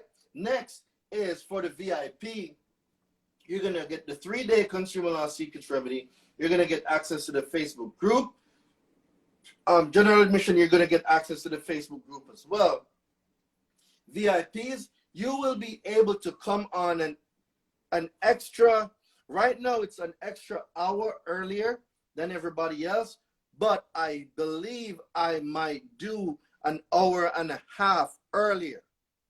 So we're going to talk all things consumer law. We're going to talk about going over your reports. We're going to talk about violations. We're going to talk about finding these violations. We're going to talk about which section of the law speaks on these violations, right? I'm going to give y'all how to really run up a bag for 100K or more in consumer law secrets violation. So for example, let's take truth in lending, right? Truth in lending. And we know that a violation under truth in lending is worth $5,000 under 15 USC 1681, 1611. I'm sorry. So under 15 USC 1611, a violation under truth in lending is $5,000. However, let's take that up a notch. If there is any violation in truth in lending, it brings you under 15 USC 1640. And under 15 USC 1640, you get double the finance charge. So now we're talking about $5,000 per violation plus double the finance charge, right? So let's say you got a Mercedes, right? Or you got a Corvette. My boys, they love Corvettes. So let's say you got a Corvette. You got a Corvette and you did a $20,000 down payment, right? And you also $20,000 down payment, boom. And then your finance charge was around $50,000 for your finance charge, right? Now, using the right of rescission, the law says this: 3 days after the consummation of the contract, if you exercise your right to rescind, right, based on whatever. So let's say you didn't get your truth in lending disclosures, you didn't get your Gramm-Leach-Bailey Act disclosures, all the above. $5,000 per violation. So let's say if there were opt-out, finance charge, they took a down payment, and what else they didn't give. All right, so let's say there's 3 violations. So 3 times 5,000, 3 times 5,000, right? Plus, you gave them a $20,000 down payment. And the law says if you exercise your right to rescind the contract 3 days after the consummation of the contract is null and void, and you have to get your down payment back. So now that's $20,000 that you get back. Plus, not only that, they didn't give you your Gramm-Leach-Bailey Act disclosures. You didn't get the right of rescission disclosures. They didn't brief you on all the stuff that they needed to do under truth in lending. So now you got double the finance charge, because the law says if there's a violation under truth in lending, 15 USC 1635, 1640, under 15 USC 1640, you are owed double the finance charge. So your finance charge was $50,000. So $50,000 times 2 is now 100,000. So plus 100,000. And now we're going to multiply that by 3, because 15 USC 15 says that for damages you incur in your business, you now can get your remedy 3-fold. So 3-fold means times 3. So that now multiplied by 3 is equal to $335,000.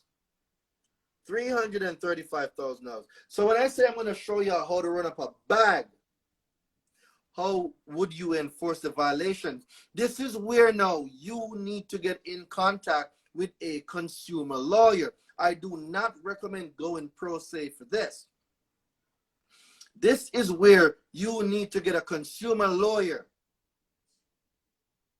But everything I'll be showing you is straight facts, straight from the law. And that was just one law. That was truth in lending. I didn't even go over to the Fair Credit Reporting Act. I didn't go over to the FDCPA. I didn't go over to Equal Credit Opportunity Act. That is just one law. So this consumer secrets remedy challenge, I'm gonna show y'all how to run up a bag. And these are plays that I am currently running right now.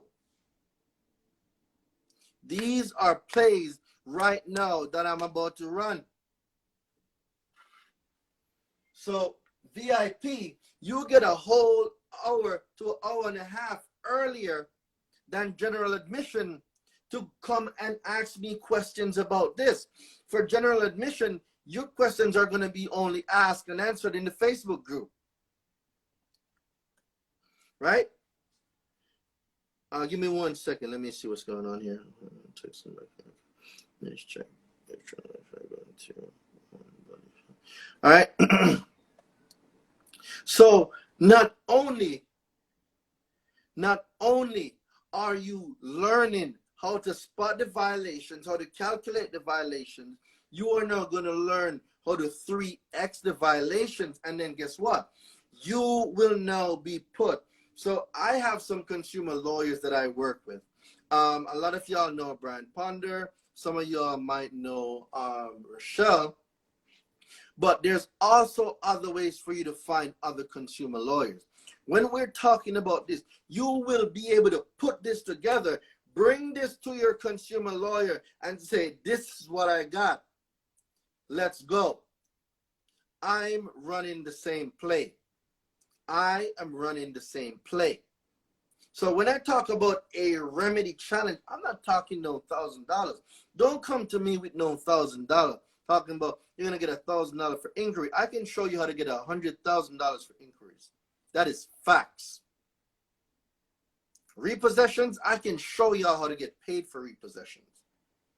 Collections, don't get me started. What else do I got? I'm going to give y'all access to the Facebook group. Yep, we're going to kick off with a meet and greet.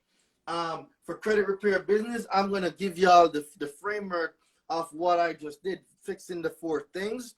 So if you own a credit repair business and you're in VIP, I'm going to give y'all the sauce on how to increase your income a good $10,000 to $15,000 per month, which in turn will give you around $250,000 for the year. That will add to around that for the year. And then now, the Oculus, and you will join me in the metaverse. You will get a chance to win this Oculus, and I will get either I'm gonna get either iPad or the Apple Watch. So I'm gonna be giving away 2 things, the Apple Watch and the Oculus. I'm gonna be giving that, and that's only to VIP. What's the ticket? I'm ready to go VIP right now. So the link is in my bio. So go to the link in my bio. Go to the link in my bio, and you're going to see the Consumer Law Secrets Remedy Challenge. I'm telling y'all, I'm going to get so turned up on that challenge. Like, you will never hear me this turned up before. Like, on that challenge, I'm going all in. Because when we talk about the right of rescission, a lot of people have only heard about the right of rescission. I am going to give only VIP. Only VIP will get the steps, because I am putting together right now the steps for the right of rescission. And only VIP is going to get that. I'm sorry, general admission, but I don't think general admission, they're serious enough. You're curious. Or is it in person? Yes. Okay, well, let's just like quickly go over, like, just differentiating, just so everybody knows. Talk to me. So general admission, you get 3 days of Consumer Law Secrets Remedy training, and then you get access to the exclusive Facebook group for interactions and streaming. But over in the VIP now, where we go really in, is where you're gonna be tapping up to an early 1-hour access to live remedy Q&A. So you don't get to ask your questions in general admission, but you will get all the sauce on remedy. You'll get your training. But in VIP, if you got questions, if you need something that you need to get resolved right away, you want to be in VIP so you can get in on that 1-hour early access Q&A. And then we have our 100K Consumer Law Secrets Violation Strategy, which is huge. Daraine can tell you that. And then we go into access the exclusive Facebook group, and then the kickoff meet and greet session, and the credit repair tips on how to 10x per month. So obviously, VIP is where it's at with a chance to win the Oculus. So that's the difference. And that channel, the Apple Watch. What's the difference between the two? So I wanted to clarify that. And the Apple Watch. We're giving away 2 stuff. The Apple Watch and the I'm going to update this right now in the funnel with the the Apple Watch. The Apple Watch and the funnel. Santa Claus over here. You're just giving it all away. Like, this is a steal, guys. $297. This is a steal. So if we get enough people for VIP, I might just do 2 Oculus. I don't know how I feel. I don't know. But if we get tonight for VIP 20 people or more, I'm gonna add a second Oculus to it. Shit, I'll even throw in my personal Oculus in there. I don't know. But just know, VIPs, you're in for a treat. That's all I'm gonna say. VIP, you're in for a treat. 1 Oculus, 1 Apple Watch, and there might be a bonus surprise for another VIP member. I don't know yet. I don't know how I feel, but something's gonna happen. It's gonna work or it's gonna work. Commit now, figure the rest out later. So if y'all want this, let me see y'all put all in right now in the chat. Let me see y'all put all in right now in the chat. Let me see y'all put all in right now in the chat.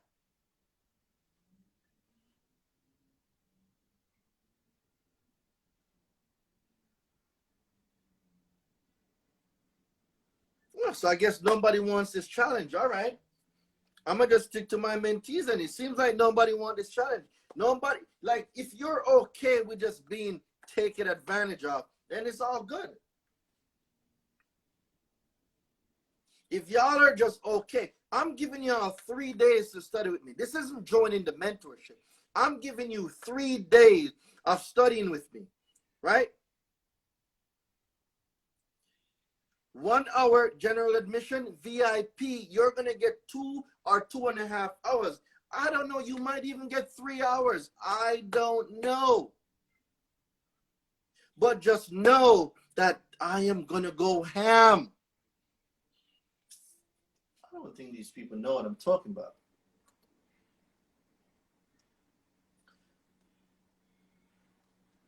So there's another thing that a lot of people don't know. See, the things that you don't know that you don't know. I just ordered the VIP, but the Facebook is glitching. Listen, commit now, figure the rest out later. We are working on it. February 7th can't come fast enough. Let's go. Let's go. Because I'm telling y'all, I'm gonna go. I'm gonna go so hard in this challenge, bro. Future got that lot. Was it Future? It's so hard to let the metal detector go off. Like, we're gonna be setting off all metal detectors. All right. So we're gonna teach you. This is what you're gonna learn, right? How to spot the violation. Everybody on here right now, if you know you've been coming to my live. Oh, please read the question box. My bad, I got carried away. Shit. All right, let me answer some questions. But I don't want to cut my flow right now.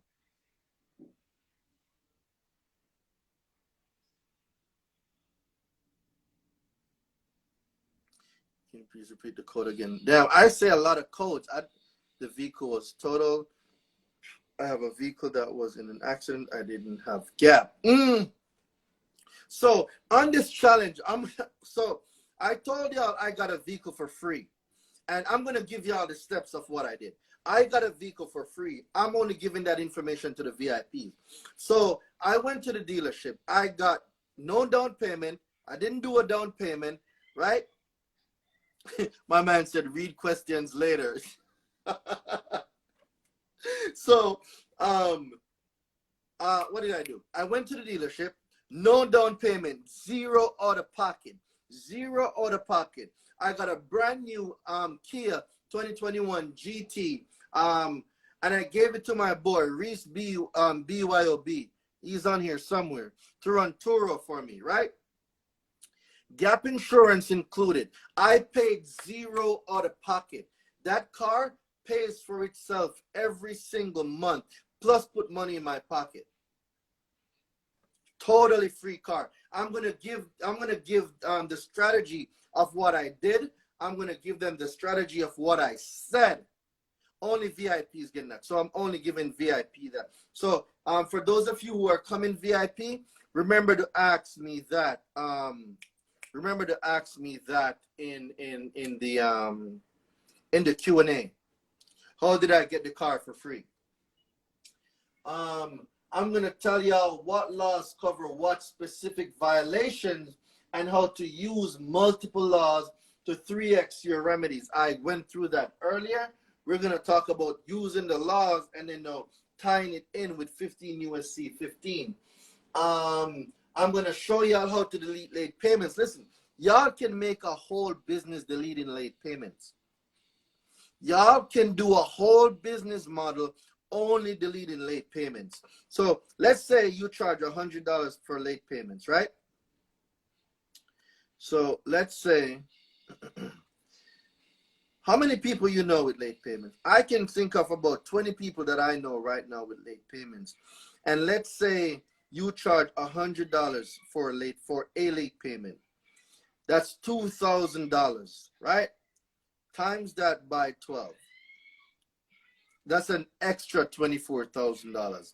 An extra $24,000 only deleting late payments. Come on, bro. You can make an extra. What is the VIP called on the website? You'll see it. You can't miss it. Once it's not on the website. So Nish. Yes, I'm here. Is the link also on the website? Let's make a big button for the remedy challenge on the website. Okay. All right, cool. So the button will be on the website soon. But if you go to the link in my Instagram bio, you're going to see the Consumer Law Remedy Challenge. If you're in Clubhouse, you're going to see the Consumer Law Secrets Remedy Challenge. For Facebook, I'm not sure where that's going to be yet. I don't even know if I'm still live on Facebook. Shit. You're still live. You're still live. Oh. You're still live. I'm like, I don't even know. And you're looking good on Facebook. So, all right, bet. They seeing the live. They seeing you moving, and all that. Good. Okay, thank you, Abir. Damn, where did she go? All right, bet. About assets. Let's go, assets. Let's go. Let's go, bro. I just want to give a big shout out to one of our newest member, Kim Ball. She just You showed off, Day? 1 second, bro. I might just have you mute for just a second. Hold on. Nish, let me hear that again. Assets, just mute for a second, my brother. Huh? Asset, just mute for a minute. It's a little. Asset, your background is a bit loud. Thank you, King. All right, go ahead, Nish. No, I was just saying I'm shouting out Ms. Kim Ball in the Clubhouse here. She just joined the mentorship, and I just wanted to welcome her publicly. Let's go. She bet on herself, and I'm letting her know that this investment will pay off with all the remedies. Plus, everyone inside, we want to call it our DFS inner circle, like everybody inside, they get access to VIP without a doubt. You just make that investment into the mentorship, and you just get you just grandfathered into everything. Like, why stop at the challenge? Go for the mentorship. That's where you want to be. Go for it. So assets, right? Right now, I'm letting the people know, bro. So you can talk, or are you busy? All right, so I'm running a 3-day Consumer Law Secrets Remedy Challenge, bro. And I'm telling you, we are going all the way in. I'm going to give all the sauce on the procedure, the correct procedure, as per 15 USC 1635, the right of rescission, what is in their laws. Plus, I'm going to give the case law to support it, right? Not only that, I'm giving away an Oculus. I'm giving away an Apple Watch. I might do 2 Oculus. I don't know. I got one already that they're going to get in the VIP. So I'll be giving away an Oculus, right? And, dude, I'm going to show them how to run up a serious bag on consumer law. You know, a lot of people talk about, oh, you get $1,000 per violation. Not true. Not true. You get way more than $1,000, and I'm going to prove it. So we're going to have 2 seats. We're going to have VIP and a general admission. And I'm telling y'all, bro, I am getting turned all the way up because the right of rescission play, I'm going to be running that myself. What it cost? So VIP is only $297. Only $297. Hold on. You said what? Yep, only $297. So for someone that won the Oculus, they basically got it for free. Hold on. So you're doing a VIP for $297. Yep, general admission, I think it's $99. And how much just to get in? Say again? Basic package. How much is the basic package? No, this is just a challenge. Wow, that's I a know gem. Nehemiah is gonna be like, Daraine, it should have been $497, but Neo, it's the first one. If Neo, if you're hearing me now, do not judge me. It's the first one. I really want to get as much people in so they can get what I'm giving them. So the next challenge, they're able to come back and we get turned all the way up. So Neo, forgive me. I know I can hear your voice right now. The best is not the cheapest. The cheapest is not the best. Like Neo, I can hear you. If you're the greatest, you're not the cheapest. If you're the cheapest, you're not the best. Neo, I hear you. I really do. I do. But you know what? He also says you give away if you can't give away your best for free, you don't know enough. No, let me tell you something. Either way, I look at it like this: we gonna get our blessings regardless, Dave. Yeah. And all we doing is changing somebody's life. That's all that matters. That's it. That's all that matters. Dude, if I'm getting my one blessings regardless. person takes action in what they learn, I'm satisfied. Just one. That's how I One feel. person show up and one person take action. I'm good. I am I want to add 10. I want to add some value to that. What you doing? I want to add some value. I want to give away something free too. I want to give something free too. I'm giving somebody free too. I'm giving my ebook. I'm giving my ebook away, and I'm adding them to my credit card. How about that? Thank you. Oh, my man has his Oculus on right now. Show off. That's my guy right there. Yeah, what's going on, y'all? That's my guy. Nah, bro, you a show off. Get out of here. Yeah. Hey, go ahead and put it back on. No, look, go ahead and put it back on. I need help setting my Oculus up, though. I need help, Tevin. Oh, you need help now after you done. Hey, yo, listen, I'm gonna tell y'all something too, right? I got a primary right now, right? Primary account, right? About to blow your mind, right? Let's go. It got 325,000 on this from 2018. It's be paid off in the next 3 months. And listen, and I can put it on TransUnion. And you know, Ben's pulled from TransUnion. There go your G-Wagon. There go your G-Wagon. There go your G-Wagon. Did you say 325? If I wasn't on this, listen. Bro. If I wasn't on this phone, to show y'all. If I wasn't on this phone, matter of fact, I'm gonna do. Oh, I'm a phone in the car. If I wasn't on this phone, I would have showed y'all. I swear I would have. 325 from 2018. It's owed 3 payments. Primary. I'm gonna give y'all some more game now. A lot of people say, Daraine, you know, I got federal student loans and they are reporting and there's nothing I can do. I'm gonna show y'all right now how to opt out of some information, right? So they're in the business of lending this student loan, right? And when we go to the Graham-Leach-Bailey Act, and I tell people that you can opt out of having your information reported, they think I'm joking. But you know, before I even go there, let me not go all over the place. I still haven't told them what I'm going to teach them on day 1.